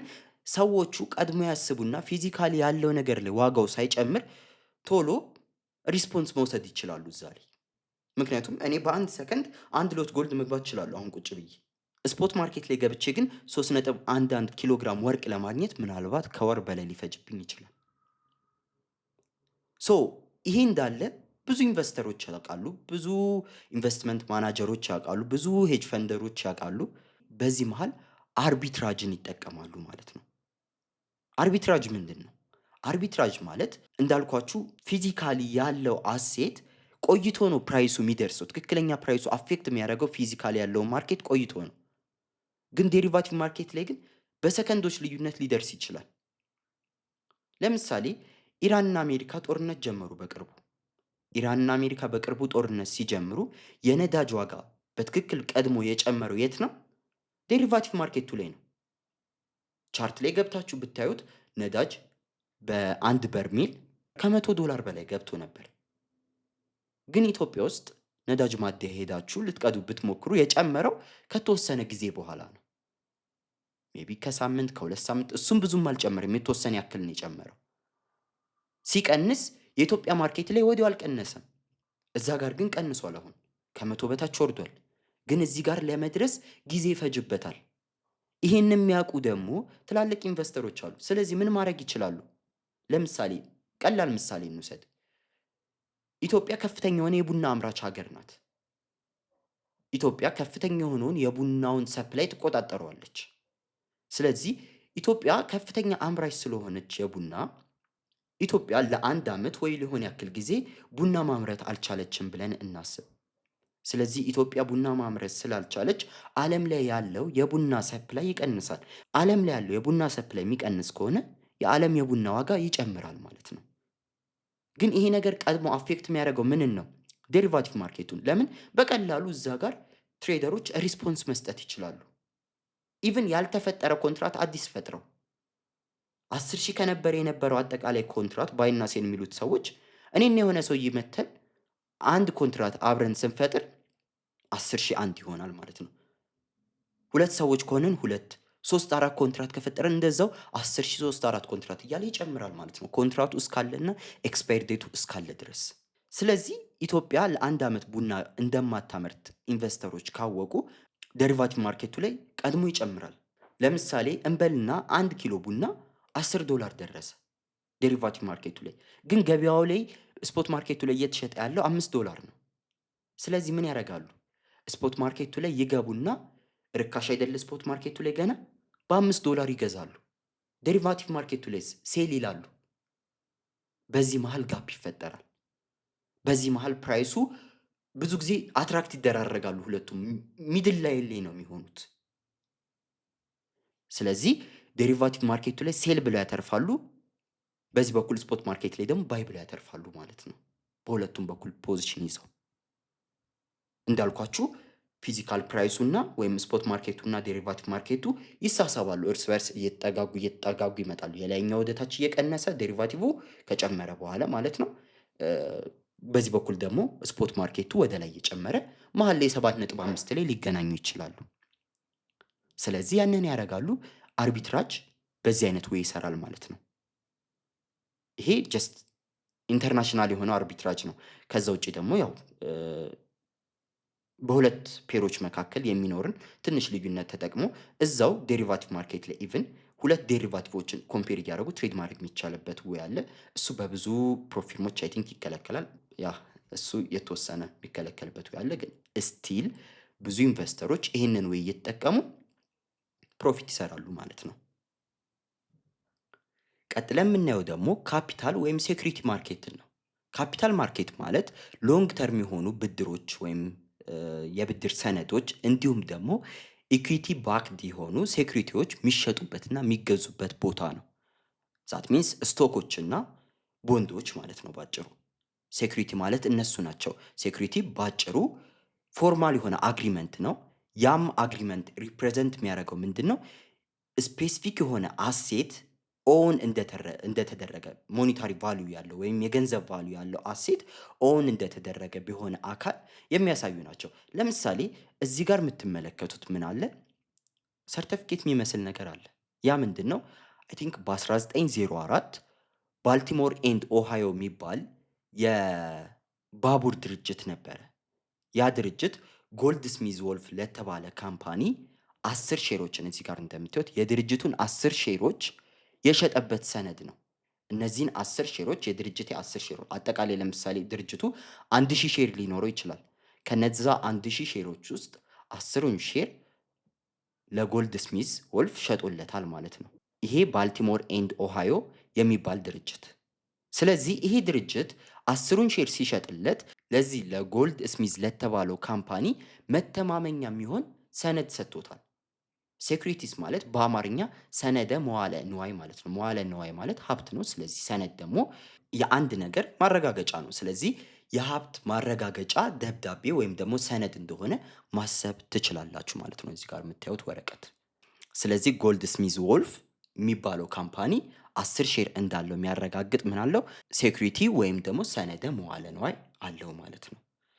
በዚህኛው በኩል ደግሞ ሁለተኛው ሴኩሪቲ ቦንዶች ናቸው ወይም ዴብት ናቸው። እዚህ ጋር የምታዩት ደግሞ የህዳሴ ግድብ ቦንድ ነው። እዚህ ጋር የምታዩት ቢኒያም ተስፈ ማርያም ጸጋዬ የተባለ ሰው የ500 ብር የታላቁ የኢትዮጵያ ህዳሴ ግድብ ቦንድ ገዝቷል። ይህም ቦንድ ሲገዛ ሪዋርድ ማግኘት አለበት። ስቶክ ሲገዛ እዚህ ጋር ጎልድ ስሚዝ ወልፍ ትርፍ ሊያገኝ አስቦ ነው፣ ወይም ደግሞ ዲቪደንድ የካምፓኒውን የተወሰነ ያክል ትርፍ ሊካፈል አስቦ ነው። እዚህ ጋር ደግሞ ቢኒያም ይሄን ቦንድ ሲገዛ እዚህ ጋር እንደምታዩት 6% የወለድ ምጣኔ ያለው ዛት ሚንስ በየአመቱ ይሄ ማቹሪቲ ጊዜው እስከሚደርስ ማቹሪቲው ጊዜ መቼ ነው? እዚህ ጋር የምታዩት የመክፈያ ቀን ይላል። ስለዚህ የገዛው በ2004 ነው። የሚሸጠው ደግሞ መልሶ ወይም ደግሞ የመክፈያ ቀኑ 2010 ነው። 6% ትርፍ በየአመቱ ያገኛል ማለት ነው። ስለዚህ የመጀመሪያው አመት ላይ የ500 6%፣ ሁለተኛ አመት ላይ ሌላ 6%፣ ከዛ 6% እያለ ለ6 ዓመታት በዚሁ ይቀጥላል ማለት ነው። ቢኒያም የሚያገኘው ሪዋርድ ኢንተረስት ነው። እዚህ ጋር ጎልድ ስሚዝ ወልፍ የሚያገኘው ደግሞ ዲቪደንድ እና ጀስት ጌን ይሆናል፣ ፕሮፊት ይሆናል ማለት ነው። ስለዚህ ሁለቱም እዚህ ጋር የምታዩት ትላልቅ ካምፓኒዎች የህዳሴ ግድብም ሊሆኑ ይችላሉ፣ ባልቲሞር ኤንድ ኦሃዮ ባቡር ድርጅት ካፒታል አስፈልጓቸዋል። የኢትዮጵያ መንግስት የህዳሴ ግድብን ለመገንባት ገንዘብ ያስፈልጓል። ባልቲሞር ኤንድ ኦሃዮም ምናልባት የባቡር መስመር ለመዘርጋት ገንዘብ ያስፈልገዋል። ስለዚህ ባልቲሞር ኤንድ ኦሃዮ የድርጅቱን የተወሰነ ያክል ሼር ሸጠላቸው። የኢትዮጵያ መንግስት ግን የግድቡን የሆነ ያክል ሼር ለህዝቡ መሸጥ ስለማይችል መሸጥ የማይፈልግ ከሆነ ሁለተኛ አማራጩ ደግሞ ከህዝቡ መበደር ነው። ስለዚህ ምን አወጣ? ቦንድ አወጣ። ለህዝቡ ከ500 ብር ጀምሮ እየሸጠ ገንዘቡን ያገኛል፣ ብድሩን ካፒታሉን ያገኛል፣ ግድቡን ይሰራል፣ በመክፈያው ቀን ይከፍላል ማለት ነው። ይህም በተመሳሳይ ሁኔታ የካምፓኒውን ሼርን የሸጠው። ስለዚህ ጎልድ ስሚዝ ወልፍ የዚህ ካምፓኒ 10 ሼሮች ባለቤት ሆነ ማለት ነው። ስለዚህ ቦንድ ባለቤት ላያረጋችሁ ይችላል፣ ግን ኢንተረስት ፔመንት አለው። ያ ኢንተረስት ፔመንት ወለዱ ለእናንተ ጥቅም ይኖረዋል ማለት ነው። ኢኩዊቲ ላይ ስንመጣ ደግሞ ዲቪደንድ እና ካፒታል ጌን የምታገኙት ሪዋርድ ነው። ኢኩዊቲ ወይም ስቶክ ይባላል። ፎርማሊ ኢኩዊቲ ነው የሚባለው። ስቶክ ደግሞ ጀነራሊ ፐብሊክሊ የሚታወቀው ስም ነው። የቦንድ ሪዋርዱ ኢንተረስት ነው። የስቶክ ወይም የኢኩዊቲ ደግሞ ዲቪደንድ እና ካፒታል ጌን ናቸው። ሰዎች ወደ እነዚህ ቦታዎች ሲመጡ ከነዚህ ድርጅቶች ላይ ሴኩሪቲ ሲገዙ በቦንድም ሊሆን ይችላል በስቶክ አላማቸው ስቶክ ከሆነ ዲቪደንድ እና ካፒታል ጌን ለማግኘት ነው። ቦንድ ከሆነ ደግሞ ኢንተረስት ፔመንት ለማግኘት ነው ማለት ነው። እነዚህ እዚህ ጋር የምታዩቸው ስቶክም ሊሆኑ ይችላሉ። ቦንዶች በካፒታል ወይም በሴኩሪቲ ማርኬት ስር ነው የሚሸጡት። ልክ እንደዚህ ሲሸጡ ግን ሁለት አይነት የሚሸጡበት መንገድ አለ። አንደኛው የመጀመሪያው ፕራይመሪ ማርኬት ነው። ሁለተኛው ደግሞ ሰከንደሪ ማርኬት ነው። ፕራይመሪ ማርኬት ለመጀመሪያ ጊዜ የነዚህ ነገሮች ሴኩሪቲ ሲወጣ ወይም ሰነደ መዋዕለ ንዋይ ሲወጣ ሰዎች የሚገዙበት ሁኔታ ነው። ይሄም ለስቶኮች ከሆነ አይፒኦ ተብሎ ይጠራል። ለቦንዶች ከሆነ ደግሞ ጀስት ቦንዶች ናቸው፣ ግን ደግሞ ቫሊዋቸው ፓር ቫሊዩ ተብሎ ይጠራል። ያ ፕራይመሪ ማርኬት ላይ የሚሸጥበት ነው። ለመጀመሪያ ጊዜ ሲሸጥ ብዙ ጊዜ ፊክስድ የሆነ ፕራይስ ነው የሚኖረው። ለምሳሌ ከስቶኮች እንነሳ። ስቶክ የኢትዮ ቴሌኮምን የቅርቡን ላስታውሳችሁ። ስቶክ ኢትዮ ቴሌኮም ያለውን ሼር በ300 ብር እየሸጠ ነበር። የዛሬ ዓመት ከምናምን በ300 ብር እየሸጠ ነበር ኢትዮ ቴሌኮም አንድ ሼር። እሱም ፕራይመሪ ማርኬት ላይ ነው። ሄዳችሁ ከኢትዮ ቴሌኮም በቴሌ ብር ወይም በተለያየ ወይ ልትገዙ ትችሉ ነበር። ያንን የ300 ብር ሼር አንድ ሼር በ300 ብር ማለት ነው። ያ የመጀመሪያው ፓር ቫሊዩ ነው። ቦንዱም በተመሳሳይ ሁኔታ ሚያዝያ 4 2004 ላይ ቢኒያም ተስፋዬ ይሄንን ቦንድ በ500 ብር ገዛው። ይሄ ቦንድ በ500 ብር ሲገዛ ይሄ እዚህ ጋር የምታዩት 500 ብር የሚለው ፓር ቫሊዩ ነው። ልክ ኢትዮ ቴሌኮምም አንድ ሼር በ300 ብር ሲሸጥ እንደነበረው ማለት ነው። ይሄ ፕራይመሪ ማርኬት ላይ ከመንግስት የምትገዙት ቦንድ ወይም ደግሞ ከኢትዮ ቴሌኮም ቀጥታ የምትገዙት ስቶክ ነው። ዘን ሰከንዳሪ ማርኬት ላይ ዛሬ አይ ቲንክ ዛሬ ሜይ 26 ነው 2026 በፈረንጆች ማለት ነው። ኢትዮ ቴሌኮም ዛሬ ሊስት አድርጎታል የኢትዮጵያ ሴኩሪቲ ኤክስቼንጅ ላይ ሰከንዳሪ ማርኬት ላይ ማለት ነው ሊስት አድርጎታል። ፕራይመሪ ማርኬቱ ሲሸጥ የነበረው በኢትዮጵያ ካፒታል ማርኬት አውቶሪቲ ተፈቅዶለት በፕራይመሪ ማርኬት ሲሸጥ ነበር። አሁን ግን ወደ ሰከንደሪ ማርኬት ኢትዮጵያ ሴኩሪቲስ ኤክስቼንጅ ገብቶ በሰከንደሪ ማርኬት ዛሬ ሊስት ተደርጎ አይ ቲንክ 10 ብር ጨምሮ ነበር ሊስት የተደረገው 310 ብር። ከዛ በኋላ ደግሞ የተወሰነ ሰዓታት ቆይቶ 345 ብር ደረሰ። ስለዚህ ፕራይመሪ ማርኬት ላይ የዛሬ ዓመት ከምናምን ኢትዮ ቴሌኮም በ300 ብር ነበር የሸጠው። ዘን ሊስት ሲደረግ 310 ሆነ ሰከንደሪ ማርኬት ላይ። ከዛ ሊስት ተደርጎ ደግሞ ሰከንደሪ ማርኬት ላይ ዛሬውኑ ሊስት ተደርጎ ዛሬውኑ 345 የደረሰው ዛት ሚንስ 15% ጨመረ ማለት ነው ፕራይመሪ ማርኬት ላይ ከተሸጠበት። ስለዚህ ይሄንን አይፒኦ ላይ ወይም ፕራይመሪ ማርኬቱ ላይ 33 ሼር በ10 ሺህ ብር የገዛ ሰውዬ አሁን 11500 ብር ሰከንደሪ ማርኬት ላይ ሸጦ ማግኘት ይችላል ማለት ነው። በተመሳሳይ ሁኔታ ይህንንም ቦንድ እንበልና ቢኒያም 500 ብር አስፈለገው ከወር በኋላ። ስለዚህ ለኔ ይህንን በ500 ብር ወይ በ550 ብር የተወሰነ ላትረፍ ብሎ ይመጣና ይሄ ቦንድ ከ6 ዓመት በኋላ በየዓመቱ 6% የሚከፈል ኢንተረስት ይሰጣል። ስለዚህ ከኔ በ550 ብር ግዛኝ ይልና ሰከንደሪ ማርኬት ላይ ለኔ ያቀርብልኛል ማለት ነው። ወይም ኤክስቼንጅ ካለ ኤክስቼንጅ ላይ በዛ መልኩ ባለው ፕራይስ ሊስት ያደርገዋል። ከዛስ በዛ ዋጋ ይሸጠዋል ማለት ነው። የሚገዛው ሰውስ ምኑን አይቶ ይገዛል? ሰከንደሪ ማርኬት ላይ ምናልባት ቦንዶችን ትርፋቸውን አይታችሁ ላትገዙ ትችላላችሁ። ግን ደግሞ ይልዳቸው በሚቀንስበት ጊዜ ቦንድ ፕራይሳቸው ስለሚጨምር ያንን ለማትረፍ ብላችሁ የምትገዙበት ሁኔታ ሊኖር ይችላል። ስለዚህ ብዙ ጊዜ ሰከንደሪ ማርኬቶች ኤክስቼንጆች ላይም ሊገኙ ይችላሉ፣ በኦቲሲ መልኩም ሊሸጡ ይችላሉ። ኦቲሲ ቅድም አውርተናል፣ ኤክስቼንጅም ቅድም አውርተናል። ሰከንደሪ ማርኬት ላይ በኦቲሲ መልኩ ታገኙታላችሁ፣ በኤክስቼንጅ መልኩ ታገኙታላችሁ። ግን ፕራይመሪ እና ሰከንደሪ ማርኬት ልዩነታቸው ያንን ይመስላል ማለት ነው። ዛሬ የምናየው አራተኛው የፋይናንሻል ማርኬት አይነት ደግሞ ፎሬክስ ማርኬት ነው። ፎሬክስ ማርኬት በጣም ሰፊ ማርኬት ነው። ጀስት ብዙ ጊዜ እኛ አሁን ትሬድ የምናደርገው የሪቴል ትሬዲንጉ ጀነራሊ ፎሬክስ ትሬዲንግ የሚባልበትም ሪዝን ትልቁን ፖርሽን የፎሬክሱ ፓርት ስለሚይዘው ነው እንጂ ጀስት ፎሬክስ ጀነራሊ በሁለት ከረንሲዎች መካከል የሚኖርን ኤክስቼንጅ ነው የሚያሳየን። ፎሬክስ ብላችሁ እናንተ ናስ 100ን ትሬድ የምታደርጉ ከሆነ ያ ፎሬክስ አይደለም። ያ ራሱን የቻለ ኢንዲስ ነው፣ ፎሬክስ ውስጥ አይካተትም። ሶ ፎሬክስ ለብቻው በሁለት ከረንሲዎች መካከል የሚደረግ የገንዘብ ልውውጥ ነው። ያው ግን ቅድም እንዳልኳችሁ ሰፊውን ማርኬት እሱ ስለሚይዘው ጀነራሊ እኛ ሪቴል ትሬዲንግ ላይ ሲኤፍዲ ላይ ገብተን ሊሆን ይችላል፣ ፊውቸሮች ላይም ኤኒዌይ ገብተን ትሬድ ስናደርግ የሚደረገውን ንግድ ብዙ ሰዎች ፎሬክስ እያሉት ስለሚጠሩት በዛው ፎሬክስ እየተባለ ይጠራል እንጂ ይሄኛው ፎሬክስ ማርኬት በአጠቃላይ በጣም ሰፊ ማርኬት ነው።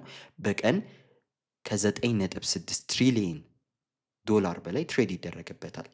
ይሄ 9.6 ግን በውስጡ እኛ እንደ ሪቴል ትሬደር ወደ ሲኤፍዲ ብሮከሮች ወደ ፊውቸር ብሮከሮች እየገባን ትሬድ የምናደርገውን አይጨምርም።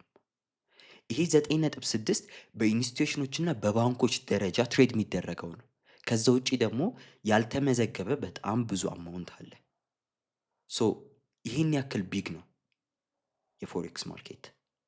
በአጭሩ ግን ፎሬክስ ማርኬት ማለት ከስሙ እንደምንረዳው ፎሬን ኤክስቼንጅ ነው። በሁለት ከረንሲዎች መካከል የሚኖር ልውውጥ ነው። ይሄ የገንዘብ ልውውጥ በተለያየ አይነት ዌይ ሊደረግ ይችላል። እዚህ ጋር ስድስቱን ሊስት አድርጌላችኋለሁ። ከዚህም ውጪ ደግሞ በጣም ብዙ አይነት መንገዶች አሉ። በሚገርም ሁኔታ እዚህ ትሬዲንግ ላይ ወይም ደግሞ አጠቃላይ ፋይናንሻል ማርኬት ላይ ስንመጣ ብዙ አይነት አሴቶች፣ ብዙ አይነት ነገሮች በተለያየ ዌይ ይቀርባሉ፣ በተለያየ መንገድ ይቀርባሉ። ፎሬክስን ብናይ በተለያየ ዌይ ይቀርባል። ኢንዲሶችን ብናይ በተለያየ ዌይ ይቀርባሉ። ያ አንደኛ ከሬጉሌሽን አንጻር ነው። ሁለተኛ ከሰዎች ፍላጎት አንጻር ነው። ሶስተኛ ደግሞ ጀስት ከታይም እና አጠቃላይ ካለው የጂኦፖለቲካል ሁኔታ አንጻር ሰዎች የሚፈልጉት ነገር ይለያያል። ስለዚህ እነዚህ ማርኬቶች በተለያየ አይነት ዌይ ተቀምጠዋል። እዚህ ጋር አሁን ያሉትን ስናያቸው ሁሉም የየራሳቸው አይነት የተለየ ስፔሲፊክ የሆነ ባህሪ አላቸው። ከዛ ባህሪ አንጻር ትሬድ የሚያደርጓቸው አካላቶች ኮንሲደር አድርገው ትሬድ ያደርጓቸዋል ማለት ነው። አንድ ሰው ኤንዲኤፍን ትሬድ ሲያደርግ፣ ፊውቸርን ትሬድ ሲያደርግ፣ ኦፕሽንን ትሬድ ሲያደርግ ያለው ጎል በጣም የተለያየ ነው። ሶ ፎሬን ኤክስቼንጅ ማርኬት ላይ ልናቅ የሚገባን ነገር ይሄ ማርኬት በተለያየ አይነት ዌይ ትሬድ ስለሚደረግ በጣም ዲሴንትራላይዝድ ነው። ዲሴንትራላይዝድ ነው። ልክ እንደ ክሪፕቶዎች አይደለም። ዲሴንትራላይዝድ ነው ስንል የሚቆጣጠረው አካል የለም ማለታችን አይደለም። የሚቆጣጠረው አካል አለ፣ ግን ትሬድ የሚደረግበት ሁኔታ ብዙ ከመሆኑ አንጻር ይሄ ማርኬት አንድ ቦታ ላይ ሴንትራላይዝድ ሆኖ አይመጣም። ሞስትሊ ይሄ ኦቲሲ ማርኬት ነው። በእርግጥ ኤክስቼንጆች ላይም ትሬድ ይደረጋል፣ ግን ይሄ ኦቲሲ ማርኬት ነው ብዙውን ፖርሽን የሚይዘው። ሶ በዋነኝነት የዚህ ማርኬት ተሳታፊዎች የመጀመሪያዎቹ ባንኮች ናቸው። ትልቁን ድርሻ የሚይዙት ባንኮች ናቸው። ከዛም መቀጠል ብሮከሮች ናቸው። ከዛ የተለያዩ ኤሌክትሮኒክ ትሬዲንግ ፕላትፎርሞች አሉ። እነዛ በተለያየ ዌይ ትሬድ የሚያስደርጉት አንድ ላይ ሆኖ በብዙ አይነት ኦቲሲ ማርኬት ላይ ትሬድ ይደረጋል ማለት ነው። ግን ይሄ እዚህ ጋር የነገርኳችሁ 9.6 ትሪሊየኑ ጀስት በባንኮችና በተለያዩ ትላልቅ ኢንስቲትዩሽኖች ትሬድ የሚደረገው ነው። በሪቴል ትሬደሮች ትሬድ የሚደረገውን አይጨምርም። ሶ ይሄ ማርኬት በጣም ትልቅ ማርኬት ነው ብያችኋለሁ። ይህም ማርኬት ብዙ አይነት ትሬደሮች ከረንሲዎችን ለመግዛት፣ ከረንሲዎች ላይ ሄጅ ለማድረግ፣ ስፔኩሌት ለማድረግ እነዚህን ነገሮች እናወራቸዋለን። ሄጂንግ ምንድን ነው፣ ስፔኩሌሽን ምንድን ነው የሚለውን ነገር ሁላ በጣም በሰፊው እናወራለን ዛሬ ካወራ ነው በላይ። ሶ ያንን ለማድረግ ወደ እነዚህ ማርኬቶች ይገባሉ። ሶ የመጀመሪያው የማርኬት አይነት ስፖት ማርኬት ነው። ይሄ የፎሬክስ ማርኬት ትሬድ የሚደረግበት ስፖት ማርኬት ልክ ኮሞዲቲዎች ላይ እንዳለው ጀነራሊ አንድን አሴት ሰታችሁ ሌላ አሴት መቀበል ነው። ሌላ አሴት ዴሊቨር ይደረግላችኋል። ያ ፊዚካሊ ዴሊቨር የሚደረግ የሆነ አሴት ይኖረዋል።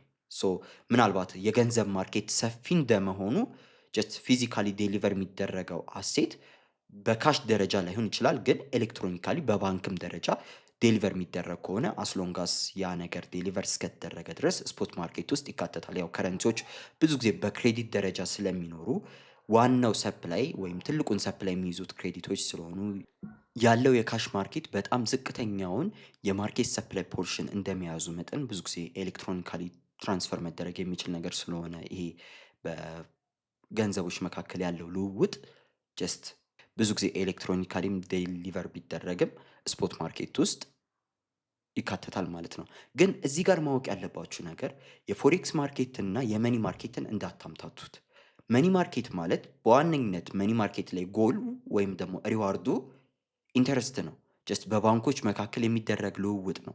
መኒ ማርኬት ከፎሬክስ ማርኬት በላይ ትልቁን የዓለምን የትሬዲንግ ፖርሽን ይይዛል። ቅድም እንዳሳየኋችሁ መኒ ማርኬት ላይ ኢቨን ኢትዮጵያ ውስጥ ራሱ እርስ በርስ ባንኮች መኒ ማርኬት ውስጥ ይሳተፋሉ። ለምን? ሁሉም ባንክ ዛሬ ለደንበኛው የሚያስፈልገውን ገንዘብ በበቂ ሁኔታ የለውም። እንዳልኳችሁ ገንዘብ በክሬዲት ደረጃ ነው ያለው እና ብዙውን ሰፕላዩን ክሬዲት ስለሚይዘው፣ በሌላ በኩል ደግሞ አንዳንድ ባንኮች ከፍተኛ የሆነ ካሽ ሊይዙ ይችላሉ፣ ከፍተኛ የሆነ ገንዘብ ሊኖራቸው ይችላል። ስለዚህ በባንኮች መካከል ይሄ መኒ ማርኬት ልውውጥ ኤሌክትሮኒካሊም በካሽም በሰፕላይ ደረጃ ትራንስፈር ይደረጋል ማለት ነው። ያለ መኒ ማርኬት ዓለም ላይ ያለው አጠቃላይ የገንዘብ ሰፕላይ ሙሉ በሙሉ ይደርቃል ማለት ይቻላል። ለምን? ቅድም እንዳልኳችሁ ነው። በክሬዲት ደረጃ ያለ የዓለም ኢኮኖሚ ነው ያለን። ስለዚህ ያ የዓለም ኢኮኖሚ የሚደግፈው ወይም ደግሞ እርስ በርስ በባንኮች መካከል የሚኖር የገንዘብ ልውውጥ የማይኖር ከሆነ ደርቆ ይቀራል። ይህን ለማንሳት ሩቅ መሄድ አይጠበቅብንም። ቅርብ 2008 ላይ እንደ አውሮፓውያን አቆጣጠር 2008 ላይ ብንመለስ የ2008 የፋይናንሻል ክራይሲስ መነሻ ዋነኛው ሪዝን ከገንዘብ ጋር የተያያዘ ነገር ነበር። በወቅቱ የነበሩ ባንኮች በብዛት ይሄ ቶክሲክ የሆኑ ሎኖችን ሰብፕራይም ሎን ተብለው ይጠራሉ። እነዚህን ቶክሲክ የሆኑ ሎኖችን ይዘው ነበረ። ሶ የትኛው ባንክ እነዚህን ቶክሲክ የሆኑ ሎኖች እንደያዘ ቶክሲክ የሆኑ ብድሮች እንደያዘ ስለማይታወቅ ባንኮች እርስ በርስ ገንዘብ ለመለዋወጥ ወይም ደግሞ እዚህ መኒ ማርኬት ውስጥ ተሳትፎ ገንዘብ እርስ በርስ ለመበዳደር ኮንፊደንሱን አጡ፣ መተማመኑን አጡ። የዚህን ጊዜ የመኒ ማርኬቱ እየደረቀ መጣ።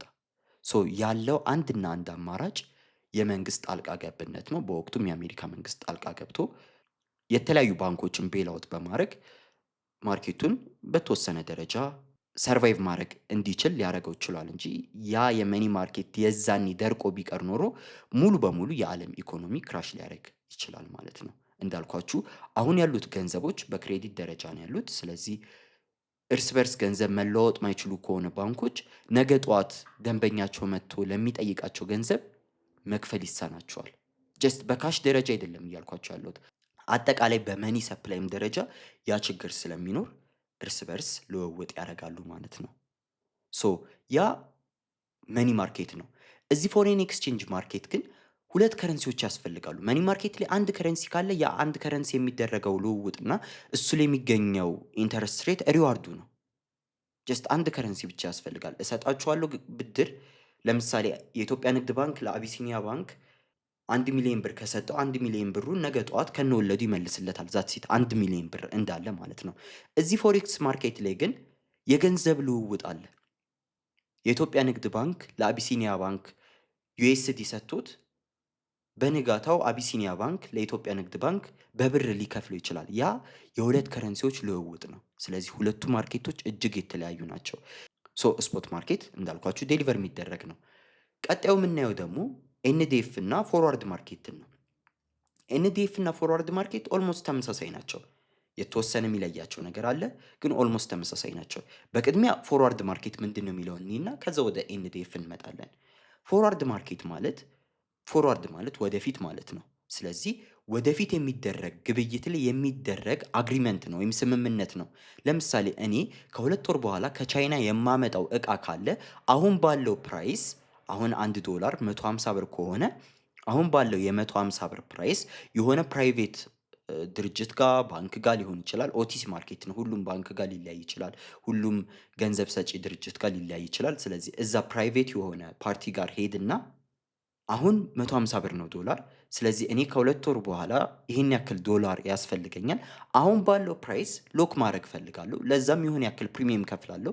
ምናልባት ደግሞ ጥሩ ሆኖ የገንዘቡ ዋጋ የሚቀንስ ከሆነ ባንኩ ይጠቀማል። ዛት ሚንስ $1 120 ብር የሚገባ ከሆነ ባንኩ ይጠቀማል። $1 180 ብር የሚገባ ከሆነ እኔ ይጠቀማለሁ ማለት ነው። ስለዚህ ይህን ኮንሲደር አርገን የተወሰነ ፕሪሚየም የሆነ ክፍያ ይኖረዋል፣ ግን ደግሞ ስምምነት አርገን በዛ ደረጃ አግሪመንት ይኖረናል ማለት ነው እኔና ባንኩ። ይሄ ኦቲሲ ማርኬት ነው። በመሃላችን ምንም አይነት ክሊሪንግ ሃውስ የለም፣ ወይም ደግሞ ይሄ ግብይት ወይም ይሄ አግሪመንት ለመፈጸሙ ጋራንቲድ የሚያደርገን ምንም አይነት አካል የለም። ሜቢ እርስ በርሳችን የሚኖር አግሪመንት እንደመኖሩ በህግ የምንጠያይቅበት ወይ ሊኖር ይችላል። ግን ጋራንቲድ በሆነ ሁኔታ ይሄ ነገር መፈጸም አለበት ብሎ ይህን ነገር የሚያስፈጽምልን በመሃል ኤክስቼንጅ የለም። ይሄ ኦቲሲ ማርኬት ነው ኮምፕሊትሊ። ወደ ኤንዲኤፍ ስንመጣ ደግሞ ኤንዲኤፍ ደግሞ ከስሙ ማየት እንደምትችሉት ነን ዴሊቨሪብል ፎርዋርድ ነው። የጃፓኒስ የምፈልግ ከሆነ ከሁለት ወር በኋላ ይሰጠኛል ፎርዋርድ ማርኬት ላይ። ኤንዲኤፍ ላይ ግን ያ አይሰጠኝም። ይልቁኑ እዚህ ጋር ሞር ለሄጂንግ ወይም ደግሞ ለስፔኩሌሽን ነው የሚያገለግለው። ለምሳሌ አንድ ድርጅት ዩሮ ከሁለት ወር በኋላ ይጨምራል ብሎ አሰበ። ዩኤስዲ ደግሞ ከሁለት ወር በኋላ ዋጋውን ያጣል ብሎ አሰበ። ሶ ይሄ ድርጅት ዩኤስዲ ያለው፣ ስለዚህ ሌላ ባንክ ጋር ወይም ሌላ ድርጅት ጋር ይሄድና ምን ያደርጋል? ዩሮ ይገዛል። ዩሮ ይገዛል በራሱ ዩኤስዲ። ከዛ በኋላ ምን ያደርጋል? ከገዛ በኋላ ዴሊቨር አይደረግለትም። የገዛው ዩሮ ቀጥታ ዴሊቨር አይደረግለትም። ይልቅ ከሁለት ወር በኋላ ዩሮ ዋጋው ሲጨምር በዩሮ ሊያተርፈው የሚችለው ገንዘብ ወደ ዩኤስዲ ተቀይሮ በዩኤስዲ ይሰጠዋል ማለት ነው። ሃርድ ከረንሲ ማለት ያ ነው። ሃርድ ከረንሲ የሚባሉት እነዚህ ጠንካራ የሆነ ፖለቲካል ባክግራውንድ ያላቸው በብዙ ሀገራቶች ተፈላጊ የሆኑ ትላልቅ ከረንሲዎች ልክ እንደ ዩሮ፣ ጂቢፒ፣ ዩኤስዲ፣ ጂፒዋይ የመሳሰሉ ትላልቅ ከረንሲዎች ሃርድ ከረንሲ ይባላሉ። በዛ ዴሊቨር ይደረግለታል፣ በዩኤስዲ ዴሊቨር ይደረግለታል። ወደ ዩሮ አይቀየርበትም ገንዘቡ። ፎርዋርድ ላይ ግን ከሁለት ወር በኋላ ገንዘቡ ወደ ዩሮ እንዲቀየርለት ከፈለገ ይቀየርለታል። ዛትሴት ያ ነው። ሌላኛው የፊውቸር ማርኬት ነው። ፊውቸር ማርኬት ከፎርዋርድ የሚለየው ኦልሞስት ተመሳሳይ ናቸው። ፎርዋርድም ኤክስፓየር ዴት አለው። ኤክስፓየር የሚያደርግበት ከሁለት ወር በኋላ ከሆነ ከሁለት ወር በኋላ የሆነ ቀን አለው። ፊውቸርም ልክ እንደዛው አለው። ግን ደግሞ ይሄ በኤክስቼንጅ ነው ትሬድ የሚደረገው። ክሊሪንግ ሃውስ አለ በመሃል። ሶ ያ ክሊሪንግ ሃውስ ለዛ ትሬድ መፈጸም ግዴታ ነገሮችን ያመቻቻል ማለት ነው። መፈጸም አለባቸው ብሎ ያስቀምጣል። ሶ ክሊሪንግ ሃውስ አለ። ምንም አይነት ቢትሪያል አይገጥማችሁም ማለት ነው ፊውቸር ማርኬት ላይ። ፎርዋርድ ላይ ግን ያ ሊገጥማችሁ ይችላል። ያ ነው ልዩነታቸው። ፎርዋርድ ኦቲሲ ማርኬት ነው። ፊውቸር ማርኬት ላይ ግን ሬጉሌትድ ነው። ኮሚሽኑ ተመሳሳይ ነው። ትሬድ የሚደረግበት ቦታ ተመሳሳይ ነው። ኢቭን ፓርቲውን ትሬድ የምታደርጉት ከማን ጋር እንደሆነ ራሱ ማወቅ አይጠበቅባችሁም። ጀስት ባይ ስትሉ የሆነን አሴት ያ አሴት ይገባላችኋል። ከየት እንደመጣ አታውቁም። በገዛችሁበት ፕራይስ ተመሳሳይ የሆነ ነገር ካገኛችሁ ታገኙታላችሁ። ያ ነው ፊውቸር ማርኬት ላይ ያለው ነገር። በመሃል ኤክስቼንጅ አለ። ሌላኛው የምናየው ደግሞ ኦፕሽን ነው። ኦፕሽን የሚለየው ነገር ምንድን ነው? ከፊውቸር ኦልሞስት ፊውቸር ነው ማለት እንችላለን። ግን ከፊውቸር የሚለየው ነገር ፊውቸር ላይ ትሬዱ የመፈጸም ግዴታ አለ። ዛት ሚንስ እኔና የሆነ ሰው ከሁለት ወር በኋላ ዩሮና ዩኤስዲን እንለዋወጣለን ካለን ከሁለት ወር በኋላ ዩሮና ዩኤስዲን እንድንለዋወጥ ክሊሪንግ ሃውስ ያስገድደናል፣ ወይም ደግሞ እራሱ ይፈጽምብናል። ሁለታችንም ገንዘባችን እሱ ጋር ስላለ። ኦፕሽን ላይ ግን ምርጫ ነው። ሁለታችንም ዩሮና ዩኤስዲን መለዋወጥ ከሁለት ወር በኋላ እንፈልጋለን፣ ግን ደግሞ ሀሳባችንን ልንቀይር የምንችልበት ፖሲቢሊቲ አለ። ስለዚህ ኦፕሽን ማርኬት ላይ ሄደን ይሄን አግሪመንት ይሄን ኮንትራት እንወስዳለን፣ ግን ኦብሊጌሽን የለብንም። ያንን ኤክስቼንጅ የመፈጸም ኦብሊጌሽን የለብንም። ለዚህም ደግሞ ባየሩ ለሴለሩ ፕሪሚየም የሆነ ዋጋ ይከፍላል፣ ከፍ ያለ ዋጋ ይከፍላል ከፊውቸሩ። ጀስት ሴም የሆነ ክፍያ የለውም፣ የሆነ ፕሪሚየም ዋጋ ይኖራል። ሶ ኦፕሽን ማርኬት ላይ አማራጭ የመግዛት ወይም የመሸጥ አማራጭ ነው እንጂ ያለን ግዴታ የለብንም። ፊውቸር ላይ ግን እንዲሁም ፎርዋርድ ላይ ያ ግዴታ አለብን። ግን ፎርዋርድ ላይ ችግሩ ምንድን ነው? ምናልባት በህግ በተለያየ ወይ ሄዳችሁ ያንን ነገር ልታስፈጽሙ ትችላላችሁ እንጂ የእናንተን ትሬድ በታይሙ ሊያስፈጽምላቸው የሚችል ኤክስቼንጅ የለም ወይም ክሊሪንግ ሃውስ የለም። እናንተ ግን በህግ ሄዳችሁ ጊዜ ወስዶባችሁ ምናምን ማመቻቸት የምትችሉበት ደረጃ አለ። እዚህ ጋር ያየናቸው ነገሮች ሜቢ ከፊውቸር እና ከኦፕሽን ውጪ በትላልቅ ኢንስቲትዩሽኖች ትሬድ የሚደረጉ እና በባንኮች ትሬድ የሚደረጉ ናቸው። ፊውቸር እና ኦፕሽኖች ግን ያው ኤክስቼንጆች ላይ ያሉ ሪቴል ትሬደሮቹም አክሰስ ሊያደርጓቸው ይችላሉ። ፎርዋርድን ግን ሪቴል ትሬደሮች አይችሉም። ኤንዲኤፍንም እንደዛው አይችሉም። በእርግጥ ኤንዲኤፍን በሌላ አይነት ወይ ሴፍዲ ሆኖ እናገኘዋለን። ኦልሞስት ሁለቱም በሃርድ ከረንሲ ነው መጨረሻ ላይ ፕሮፊታችሁ የሚሰጣችሁ። ለምሳሌ እናንተ ጂቢፒ ጄፒዋይን ብገዙ በኋላ ፕሮፊታችሁ የሚሰጣችሁ በዩኤስዲ ነው፣ በጄፒዋይ አይደለም። ጄፒዋይ ኢቨን ኮት ቢሆንም በኋላ ገንዘባችሁ የሚሰጣችሁ በዩኤስዲ ነው። ዩሮ ዩኤስዲንም ብገዙ ዩሮ ዴሊቨር አይደረግላችሁም። ሶ ይህን አይነት ሲሚላሪቲ አላቸው። ግን ደግሞ ሴፍዲዎች ሞር በብሮከሮች ደረጃ ነው ትሬድ የሚደረጉት። የተወሰነ የሬጉሌሽንም ልዩነት አላቸው። ሪቴል ትሬደሮችም አክሰስ ማድረግ ይችላሉ። እነዚህ ነገሮች ሊለዩቸው ይችላሉ ማለት ነው።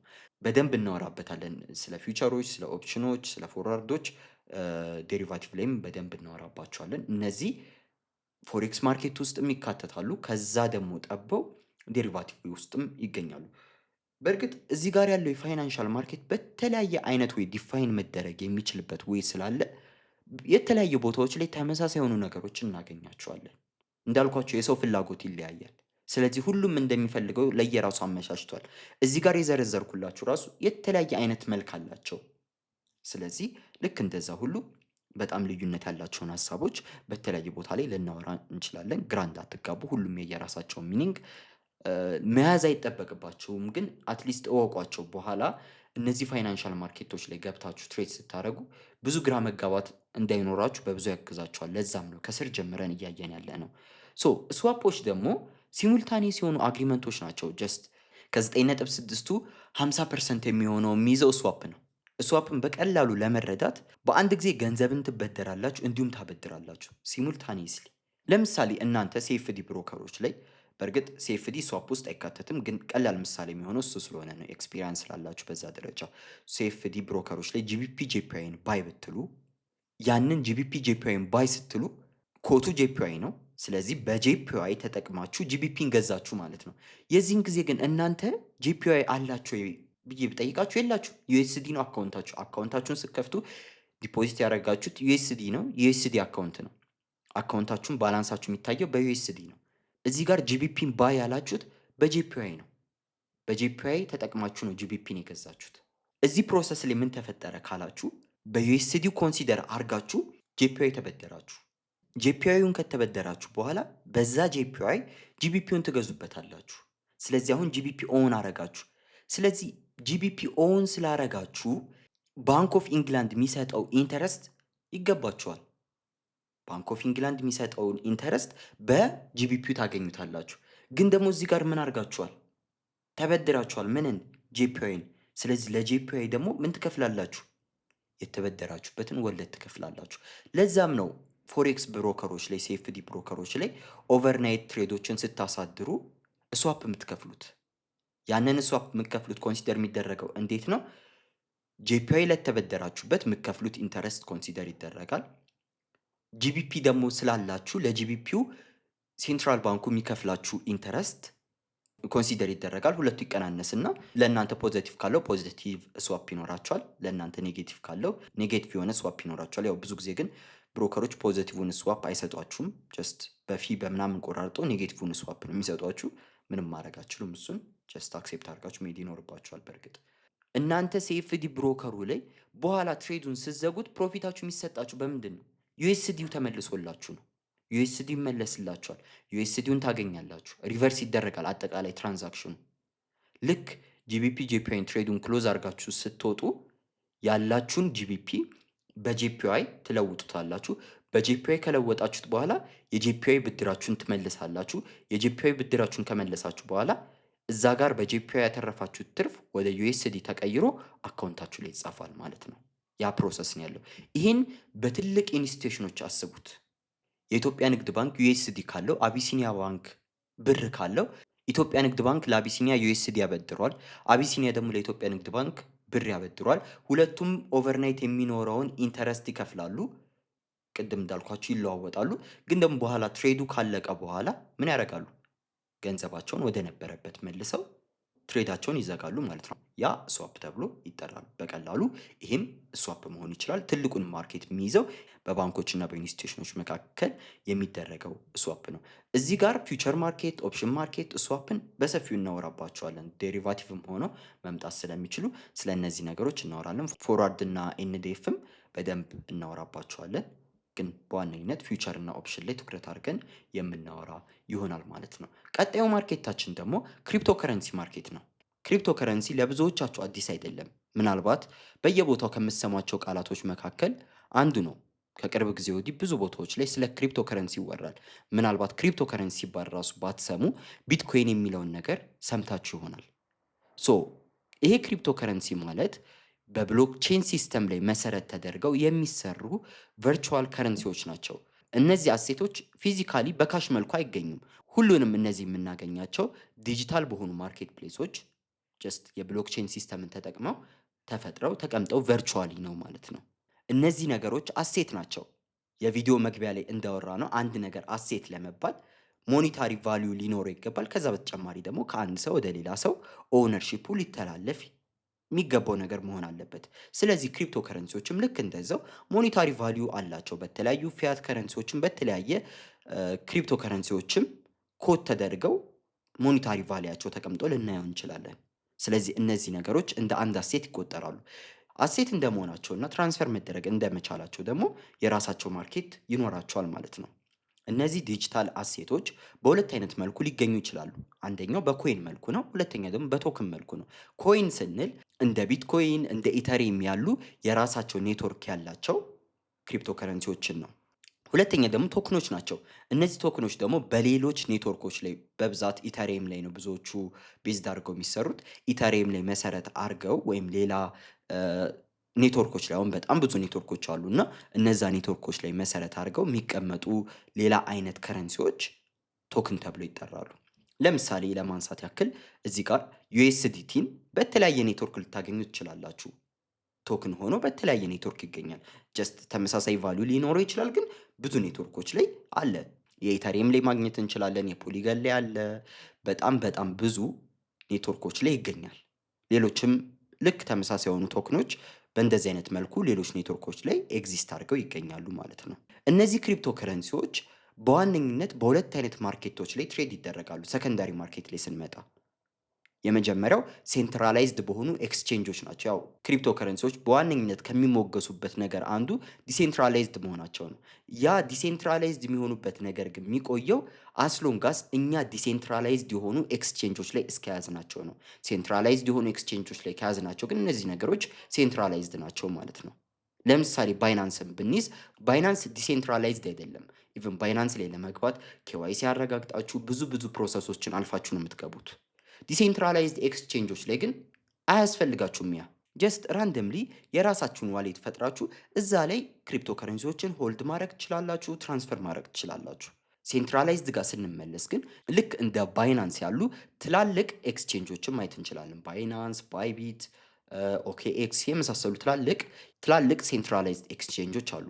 እነዚህ ሴንትራላይዝድ ኤክስቼንጆች ሁለት አይነት የትሬዲንግ ሜቶዶች ሊኖራቸው ይችላሉ። አንደኛው ስፖት ማርኬቱ ነው። ሁለተኛ ደግሞ የፊውቸር ማርኬቱ ነው።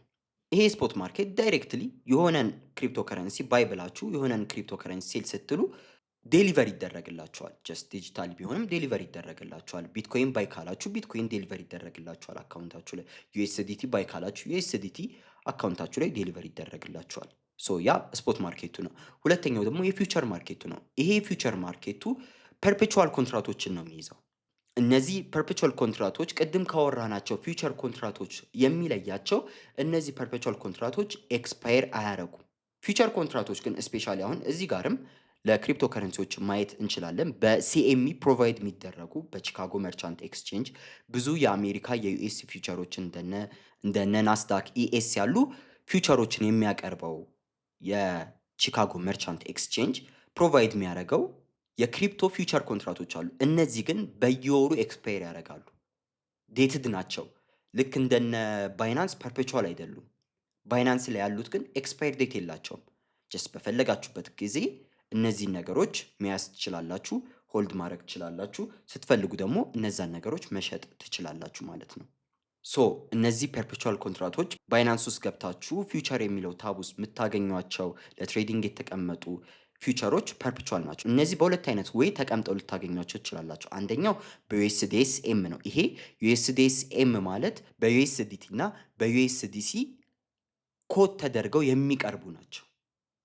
ለምሳሌ ባይናንስ ዩኤስዲቲ፣ ኢተሪየም ዩኤስዲቲ፣ ፖሊገን ዩኤስዲሲ እየተባሉ ሊቀርቡ የሚችሉ ነገሮች ናቸው።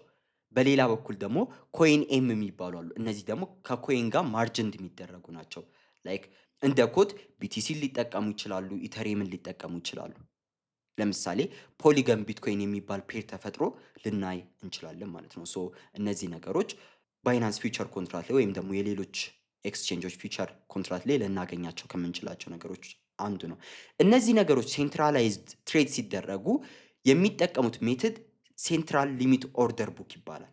እነዚህ ብቻ ሳይሆኑ ዓለም ላይ ያሉ ኤሌክትሮኒካሊ ትሬድ ማስደረግ የሚችሉ ኤክስቼንጆች ሲኤምኢንም ውሰዱት፣ ሌሎች ትላልቅ ኤክስቼንጆች ናስዳክንም ብትወስዱት እነዚህ ትላልቅ ኤክስቼንጆች ስቶክ ላይም ፊውቸሮች ላይም ሴንትራል ሊሚት ኦርደር ቡክን ይጠቀማሉ። ይሄ ሴንትራል ሊሚት ኦርደር ቡክ ምንድን ነው የሚያደርገው ካላችሁኝ፣ እዚህ ጋር የምታዩትን ምስል ማየት በጣም ቀላል ይሆናል። እዚህ ጋር የምታዩት 99.99 ቤስት ቢድ ነው። ዛት ሚንስ 80 ባየሮች አሁን ባለው ሁኔታ እዚህ ፕራይስ ላይ ነው ቤስት በሆነ ፕራይስ መግዛት የሚችሉት። 175 የሚሆኑት ሻጮች እዚህ ጋር እንደምታዩት ደግሞ $100 ላይ ሴል ብለዋል። ስለዚህ በሴል በኩል ያለው ቤስት ኦፈሩ እዚህ ጋር የምታዩት ነው። በባይ በኩል ያለው ቤስት ቢዱ እዚህ ጋር የምታዩት ነው። ስለዚህ 80 ባየሮች በ99.99 ዋጋ ይህንን አሴት መግዛት ይፈልጋሉ። እዚህ ጋር ደግሞ ይሄ አሴት ያላቸው 175 ሴለሮች በ$100 ዋጋ ይህንን አሴት መሸጥ ይፈልጋሉ። እንበልና እነዚህ 80 ባየሮች እዚህ ጋር ባለው በ99.99 ማግኘት የማይችሉ ከሆነ ያላቸው አማራጭ የተወሰነ ከፍ ብለው በ100 መግዛት ነው። እዚህ ጋር ያሉት 175ቱ በመቶ መሸጥ ማይችሉ ከሆነ ወረድ ብለው በ80 መሸጥ ይኖርባቸዋል። ስለዚህ እንደዛ ያደርጋሉ። ስለዚህ ከዚህ እየቀነሱ ወደዚህ ይመጣሉ፣ ከዚህ እየቀነሱ ወደዚህ ይመጣሉ። ስለዚህ ሁለቱ እርስ በርስ አትራክት እየተደራረጉ ራሱ ሴንትራል ሊሚት ኦርደር ቡኩ ራሱን እያመጣጠነ ያለምንም ሰርድ ፓርቲ ፓርቲሲፔሽን ባየሩና ሴለሩን እያመጣጠነ ቤስት የሆነውን ኦፈር እያቀረበላቸው ለባየሩም ለሴለሩም ቤስት የሆነውን ቢድና ኦፈር እያቀረበላቸው ፕራይሱን ማኔጅ ያደርጓል። በዚህን ጊዜ አንዱ ፊል ሲያደርግ አንዱ ፊል ሲያደርግ አንዱን እያለ ይሄዳል። ሁሉም ትሬደር የፈለገው ፕራይስ ላይ ሊሚት ኦርደር ማስቀመጥ ይችላል። እዚህ ላይ እገዛለሁ ብሎ ካስቀመጠ ባይ ሊሚቱን ማስቀመጥ ይችላል። እዚህ ጋር እሸጣለሁ ብሎ ካስቀመጠ ሴል ሊሚቱን ማስቀመጥ ይችላል። እዚህ ጋር አሁን ሴል ሊሚት አስቀምጧል፣ ግን ሴል አላሉትም ገና።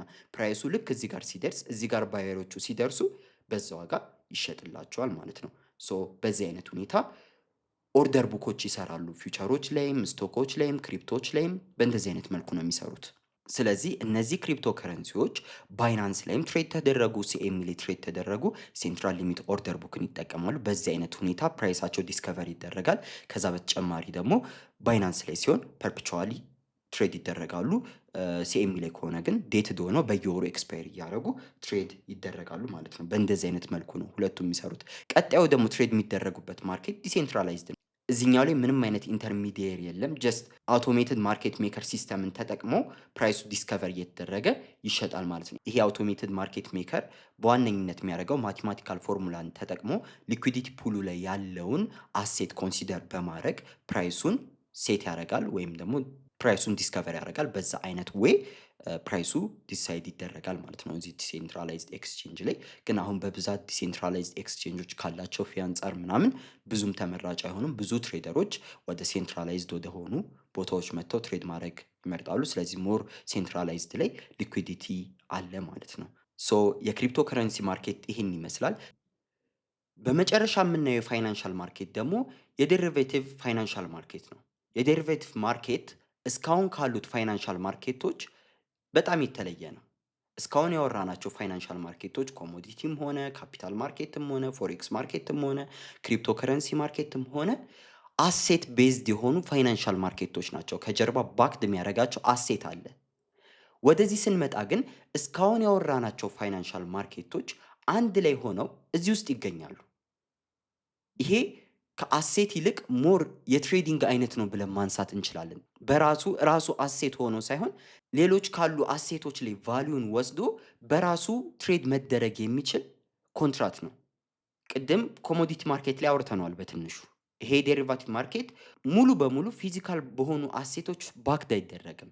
ከጀርባ ባክድ የሚያደርገው አሴት የግድ መኖር አይጠበቅበትም። ይሄ ነገር በራሱ የራሱን ቫሊዩ ይዞ መገኘት ይችላል። ግን ከጀርባ ቫሊዩን ድራይቭ የሚያደርግባቸው አሴቶች አሉት። ስቶኮች ሊሆኑ ይችላሉ፣ ኢንዴክሶች ሊሆኑ ይችላሉ፣ ከረንሲዎች ሊሆኑ ይችላሉ፣ ኮሞዲቲዎች ሊሆኑ ይችላሉ፣ ኢንተረስት ሬት፣ ክሪፕቶ ከረንሲ ሊሆኑ ይችላሉ። ከሁሉም ነገሮች ቫሊዩን ድራይቭ አድርጎ አምጥቶ ኮንትራት መፍጠር ይችላል። የግድ አሴቱ መኖር አይጠበቅበትም። ቅድም እንዳልኳችሁ ነው። ሁለት ነጋዴዎች በተመሳሳይ ፕራይስ ላይ ይሄ ኮንትራት ለኛ ወርቅ ነው ብለው ከተስማሙ የጎልድ ሊኩዊዲቲ ላይ አውት ኦፍ ኖዌር አዲስ ጎልድ ይጨመራል። ያ በዚህ ዌይ ዴሪቫቲቮች ይሰራሉ ማለት ነው። ምንም አይነት ከጀርባ ባክድ የሚያደርጋቸው አሴት አያስፈልጋቸውም። መሸጥ፣ መገዛት፣ ኦን መደረግ ይችላሉ። ግን ደግሞ በሁለቱም በኩል ባየር እና ሴለር ሊኖራቸው ይገባል። ጀስት ግለሰቦችም ሊሆኑ ይችላሉ፣ ድርጅቶችም ማለት ነው። እነዛ ነገሮች ሲኖሩ አንድ ኮንትራት ተፈጠረ ተብሎ የዴሪቫቲቭ ማርኬት ውስጥ ይካተታሉ። በአጭሩ ግን ዴሪቫቲቭ ማለት ይሄ ነው። ይሄ ዴሪቫቲቭ ማርኬት በዋነኝነት ለሶስት ፐርፐዞች ነው የተገነባው። የመጀመሪያው ሄጂንግ ነው። ሄጂንግ ማለት ኢንስቲትዩሽኖች ወይም ግለሰቦች እራሳቸውን ካልተፈለገ ሪስክ መጠበቅ ይፈልጋሉ። ለምሳሌ አንድ ኢትዮጵያ ውስጥ ያለ የቡና ነጋዴ ማዳበሪያ ይገዛል፣ ለቡና ምርት የሚያስፈልጉትን ማሽነሪዎች ኤቭሪቲንግ ይገዛል፣ ወጪ ያወጣል። ከዛስ ከ6 ወር በኋላ ቡናው እንደሚደርስለት ያውቃል። ስለዚህ ከ6 ወር በኋላ ከቡናው ምን ያክል ሃርቨስት አድርጎ ምን ያክል ሊያገኝ እንደሚችል ያውቃል። ስለዚህ ያንን ካወቀ ማትረፍ የሚፈልገው የሆነ ያክል ትርፍ አለ። መክሰር አይፈልግም። አሁን ያለው የቡና ፕራይስ ገበሬዎቹ ይህን ቡና ለማምረት የሚያወጡትን ወጪ መሰረት አድርጎ ያለ ፕራይስ ነው። ስለዚህ ገበሬው ያወጣውን ወጪ ካወጣ በኋላ መክሰር አይፈልግም። በኋላ የቡና ዋጋ ቢቀንስ እሱ ለማዳበሪያ ለመሳሰሉት ነገሮች ብዙ ወጪ አውጥቷል፣ ግን ደግሞ የቡና ዋጋ ስለቀነሰ ሊከስር ነው እሱ። ስለዚህ ያንን አይፈልግም። አንዋንትድ የሆነ ሪስክ ነው ለሱ። ስለዚህ ለሱ ተስማሚ በሆነ ፕራይስ ከስድስት ወር በኋላ ቡናው ሲደርስ የለም ቡናው ሲደርስ ከስድስት ወር በኋላ ለሌላ ነጋዴ ሊሸጥለት ይስማማሉ፣ ኮንትራት ይፈራረማሉ። ፊውቸርም ሊሆን ይችላል፣ ፎርዋርድም ሊሆን ይችላል። ስለዚህ ገበሬው ምናልባት አሁን ቡናውን ለማምረት ያወጣው ወጪ 500 ሺህ ብር ከሆነ ማግኘት የሚፈልገው 1 ሚሊዮን ብር ከሆነ 1 ሚሊዮን የሚያስገኝለትን ኮንሲደር አድርጎ ከዛ ነጋዴ ጋር ወደፊት ላለ ጊዜ ይስማማል ማለት ነው። ስለዚህ የቡና ዋጋ ቢቀንስም የቡና ዋጋ ቢጨምርም ገበሬው ምንም የሚለወጥለት ፕራይስ የለም። በተስማማው ዋጋ አጠቃላይ 1 ሚሊዮን ሊያገኝ ከሆነ ያሰበው 1 ሚሊዮን ያገኛል። ምናልባት የቡና ዋጋ ከዛ ጨምሮ ምናልባት ገበሬው 1.5 የሚያገኝ ከሆነ እንደዛ ብሎ ነገር የለም፣ ተስማምቷል። ኮንትራቱን ይፈጽምና በ1 ሚሊዮን ይሸጣል። ነጋዴው ከፈለገ በ1.5 መሸጥ ይችላል። ዋጋው ቀንሶም 800 ሺህ ከደረሰ ልክ እንደዛው ነጋዴው የመግዛት ግዴታ ስላለበት ስፔሻሊ ፊውቸር ላይ ሲሆን የመግዛት ግዴታ ስላለበት ይገዛል። ዘን ሴትል ይደረጋል ማለት ነው ያ ትሬድ። ስለዚህ በዚህ ወይ ገበሬው አላስፈላጊ ሪስክን ቀነሰ። ሁለተኛ ምሳሌ ለማየት የኢትዮጵያ አየር መንገድ ነዳጅ ያስፈልገዋል ከ6 ወር በኋላ። ከ6 ወር በኋላ ግን ነዳጅ ሊጨምር እንደሚችል ያስባል። ስለዚህ ይሄንን ያልተፈለገ ሪስክ ለመቀነስ አሁን ባለው ፕራይስ የሚፈልገውን ያክል ነዳጅ ፊውቸር ኮንትራት ላይ ሄዶ ይገዛል። ከዛስ ፊውቸር ኮንትራት ላይ ዋጋው በ$30 ቢጨምር እሱ እዛ ጋር የ$30 ትርፍ ያገኛል። ከዛ ያንን የ$30 ያገኘውን ትርፍ ይዞ መጥቶ ትክክለኛ ነዳጅ በኋላ ይገዛበታል ማለት ነው። ያን ትሬድ ትክክለኛ ዴሊቨር ሊያደርግለት የሚችል ኢንስቲትዩሽን ጋር ሄዶ ከሆነ ያደረገው ዴሊቨር ያደርግለታል። ነን ዴሊቨሪብል የሆኑ ኮንትራቶች ጋር ሄዶ ከሆነ የተስማማው ትርፉን ይወስድና ባገኘው ትርፍ አሁን ባለው ፕራይስ መግዛት ይችላል ማለት ነው። ሶ በእንደዚህ አይነቱ መልኩ ሄጅ የሚያደርጉ ኢንስቲትዩሽኖችም ግለሰቦችም ሊኖሩ ይችላሉ። ሁለተኛው ፐርፐዙ ደግሞ ስፔኩሌሽን ነው። ስፔኩሌት ማለት ለአጭር ጊዜ የፕራይስ ሙቭመንትን ኮንሲደር በማድረግ የሚገኝ ትርፍ ነው። ለምሳሌ እኔ ወርቅ ይጨምራል ካልኩኝ ቅድም የኮሞዲቲ ማርኬት ላይ እንደነገርኳችሁ የምፈልገውን ያክል ፊዚካል ወርቅ ለማግኘት ረጅም ቢሮክራሲ ረጅም ጊዜ ሊፈጅብኝ ይችላል። ግን እዚህ ዴሪቫቲቭ ማርኬት ላይ በሰከንዶች ማግኘት ይችላሉ። ሶ ስፔኩሌት ለማድረግ ሞር ተመራጩ ዴራይቭ የተደረጉ ኮንትራቶች ስለሆኑ ያ አንደኛው ዌይ ነው። ሌላኛው ፕራይስ ዲስከቨሪ ነው። ብዙዎቹን እዚህ ጋር ያወራናቸውን ነገሮች ኮሞዲቲ ጋርም አውርተናቸዋል። ፕራይስ ዲስከቨሪ ማለት ደግሞ ብዙ ጊዜ የዴሪቫቲቭ ማርኬት ቅድም እንዳልኳችሁ ኢንፎርሜሽንን ለማግኘት ፈጣን ነው። ለኢንፎርሜሽኖቹ ሪያክት ለማድረግ ፈጣን ነው። ስፖት ማርኬት ትንሽ ይዘገያል። ለምን? ዴሪቫቲቭ ማርኬት በሰው ሳይኮሎጂ ነው የተገነባው፣ በሰዎች ስምምነት ነው የተገነባው። ስፔኩሌት ማድረግ ይችላሉ ትሬደሮች፣ የያዙትን ወዲያው መሸጥ መግዛት ይችላሉ። ስለዚህ ቶሎ ስፖት ማርኬቱ ላይ ሊፈጠር የሚችለውን ፕራይስ እናየዋለን። ኢራንና አሜሪካ ጦርነት ውስጥ ገቡ። ዴሪቫቲቭ ላይ ያለው የነዳጅ ዋጋ ጨመረ። ከዛስ ስፖት ማርኬቱ ላይ ከወር በኋላ ቆይቶ ሊጨምር ይችላል። ሶ ብዙ ጊዜ ፕራይስ ዲስከቨር እንዲደረግ የሚያደርገው የዴሪቫቲቭ ማርኬት ነው። ትክክለኛው ፕራይስ በትክክለኛው ሁኔታ እንዲቀመጥ የሚያደርገው የዴሪቫቲቭ ፕራይስ ነው። ዘን ስፖት ማርኬቱ ወደዛ ይጠጋል። አንዳንድ ጊዜ ዴሪቫቲቭም ወደ ስፖት ማርኬቱ የሚሳብበት ሁኔታ ሊኖር ይችላል ማለት ነው። በዚህም ጊዜ ያው ትሬደሮችም ቅድም እንደነገርኳቸው አርቢትራጅን ተጠቅመው ሊያተርፉ ይችላሉ። ስለዚህ ስለ ዴሪቫቲቭ ስናወራ ትንሽዬ ማርኬት አይደለም። ዴሪቫቲቭ ማርኬት ዓለም ላይ ካሉ ትልቁ ፋይናንሻል ማርኬት ነው። በትሬድ ቮሊዩም ላይሆን ይችላል። አጠቃላይ ባለው ማርኬት ካፕ ግን በጣም ትልቁ ቮሊዩም ዴሪቫቲቭ ውስጥ ነው ያለው።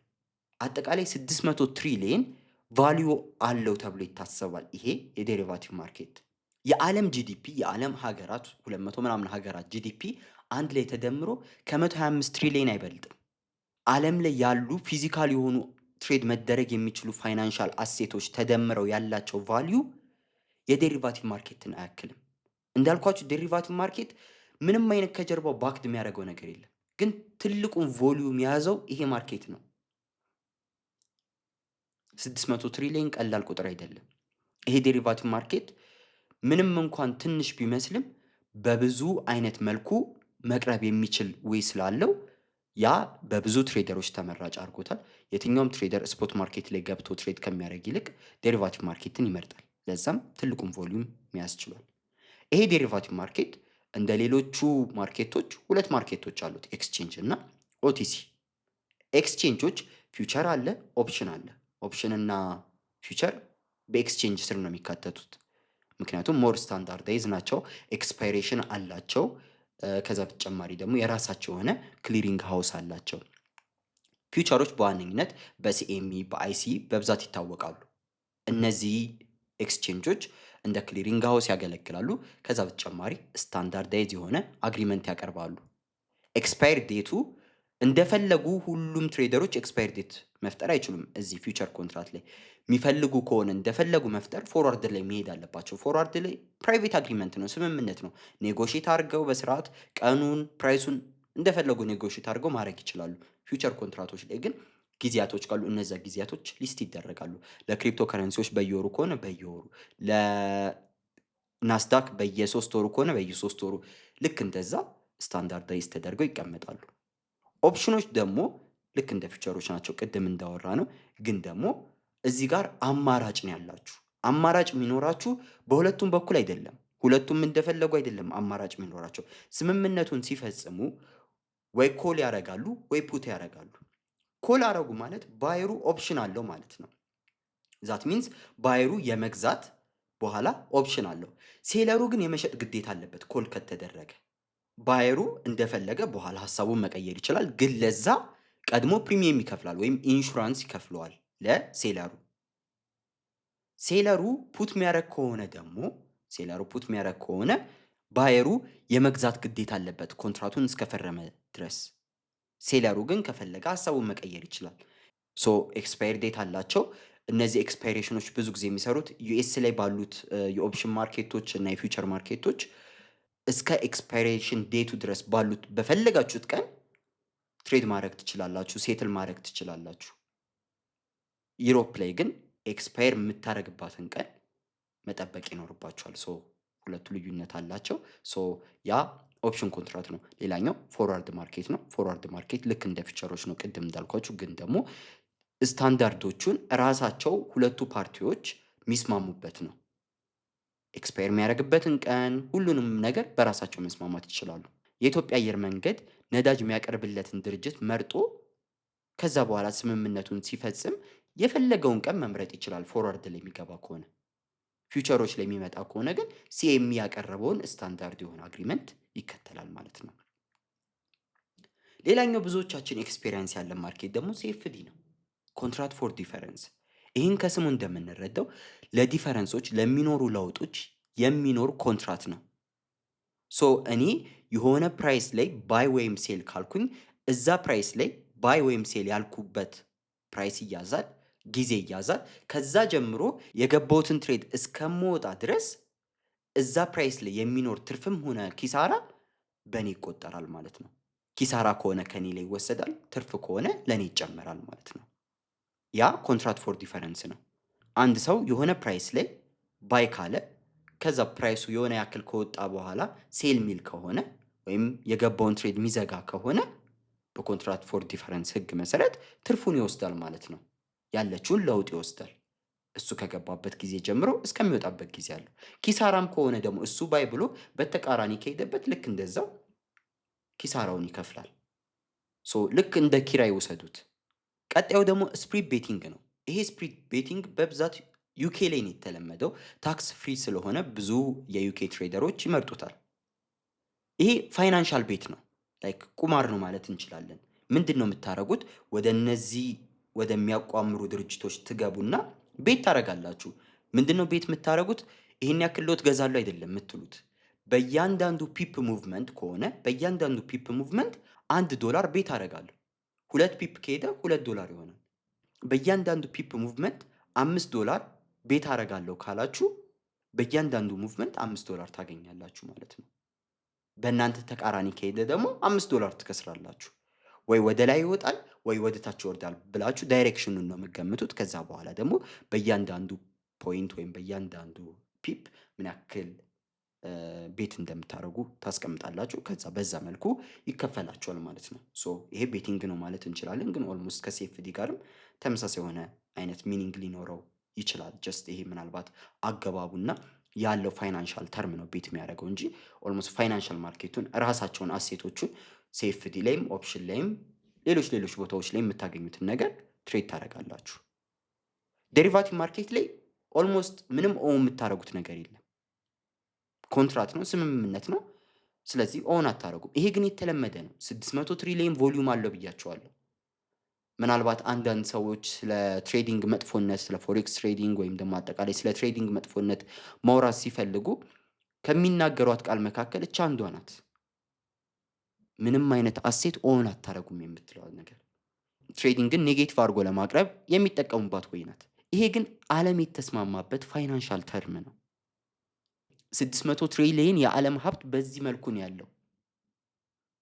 ሶ በምንም አይነት ሁኔታ ትሬዲንግን መጥፎ ለማድረግ ወይም ደግሞ የትሬዲንግ ኔጌቲቭ ሳይድ ነው ለማለት ይሄን መጥቀስ አያስፈልግም። እኔ ለትርፍ ከሆነ ስፔኩሌት ለማድረግ ከሆነ የምፈልገው ይሄ ነገር ነው ለእኔ የተሻለ። ኦን ማድረጉ ምን ይጠቅመኛል? ኦን ማድረግ የምፈልግ ከሆነ እኮ ገበያ ወጥቼ ወርቅም ከሆነ ወርቅ እገዛለሁ፣ ምንም የምፈልግ ከሆነ ምንም እገዛለሁ። ግን አሁን ኦን ማድረግ አልፈልግም፣ መሸከም ስለማልፈልግ ነው ወደዚህ የመጣሁት። ስለዚህ ለትሬዲንግ ይሄ ኔጌቲቭ ሳይዱ አይሆንም ማለት ነው። ሶ ያን የምታስቡ ሰዎች ካላችሁ እዚህ ጋር ማረም ይኖርባቸዋል ማለት ነው። ሌላኛው ስዋፕ ነው። ቅድም እንዳወራ ነው ባንኮች እርስ በርስ የሚኖራቸው የአጭር ጊዜ ኤክስቼንጅ ነው። ያ ኤክስቼንጅ ለጊዜው ኤክስቼንጅ የሚያደርጉት ነው። ብዙ አይነት ዌይ አላቸው ስዋፕ ለማድረግ ቅድም የጠቀስኩላችሁ ዌዮች አሉ። ከዛ በተጨማሪ ደግሞ በኢንተረስት ሬት ደረጃ ራሱ ስዋፕ ይኖራል። ለምሳሌ አንድ ባንክ ፊክስድ የሆነ ኢንተረስት ሬት ይኖረዋል። ሌላ ባንክ ደግሞ ቫሪያብል የሆነ ኢንተረስት ሬት ወይም ፍሎቲንግ የሆነ ኢንተረስት ሬት ይኖረዋል። ሶ አንዱ ባንክ ለትንሽ ጊዜያት ፊክስድ የሆነ ኢንተረስት ሬት የሚያስፈልገው ከሆነ ሪስኩን ሄጅ ለማድረግ፣ ሌላኛው ባንክ ደግሞ በተመሳሳይ ሁኔታ ቫሪያብል የሆነ ኢንተረስት ሬት የሚያስፈልገው ከሆነ ለጊዜው ስዋፕ ይደራረጋሉ ማለት ነው። ከዛ ከተወሰነ ጊዜ በኋላ መልሶ ይለዋወጣሉ። ሶ ያ የስዋፕ አይነት ነው። ሶ ይሄም ዴሪቫቲቭ ማርኬት ላይ የሚገኝበት ሁኔታ አለ። ሰፊ ስለሆነ በጣም ጠልቀን አንገባበትም። ይህን ያክል ስለ ዴሪቫቲቭ ካወራን በጣም በቂ ነው ብዬ አስባለሁ። በጣም ሰፊ ማርኬት ነው። ከዚህ በኋላ ደግሞ ወደ ውስጥ ገብተን ስፔሻሊ ስለ ፊውቸሮች፣ ስለ ኦፕሽኖች እና ሴፍዲዎች በጣም በሰፊው እናወራለን። ዋና ፖይንታችንም እዛ ላይ ይሆናል ማለት ነው። በቀጣይ ክፍሎች በጣም ብዙ የምናያቸው ሰፊ ሀሳቦች አሉ። አብራችሁኝ ስለቆያችሁ ከልብ አመሰግናለሁ። በቀጣይ ቪዲዮ እስከምንገናኝ ድረስ መልካም ቀን፣ መልካም የትሬዲንግ ሳምንት ይሁንላችሁ።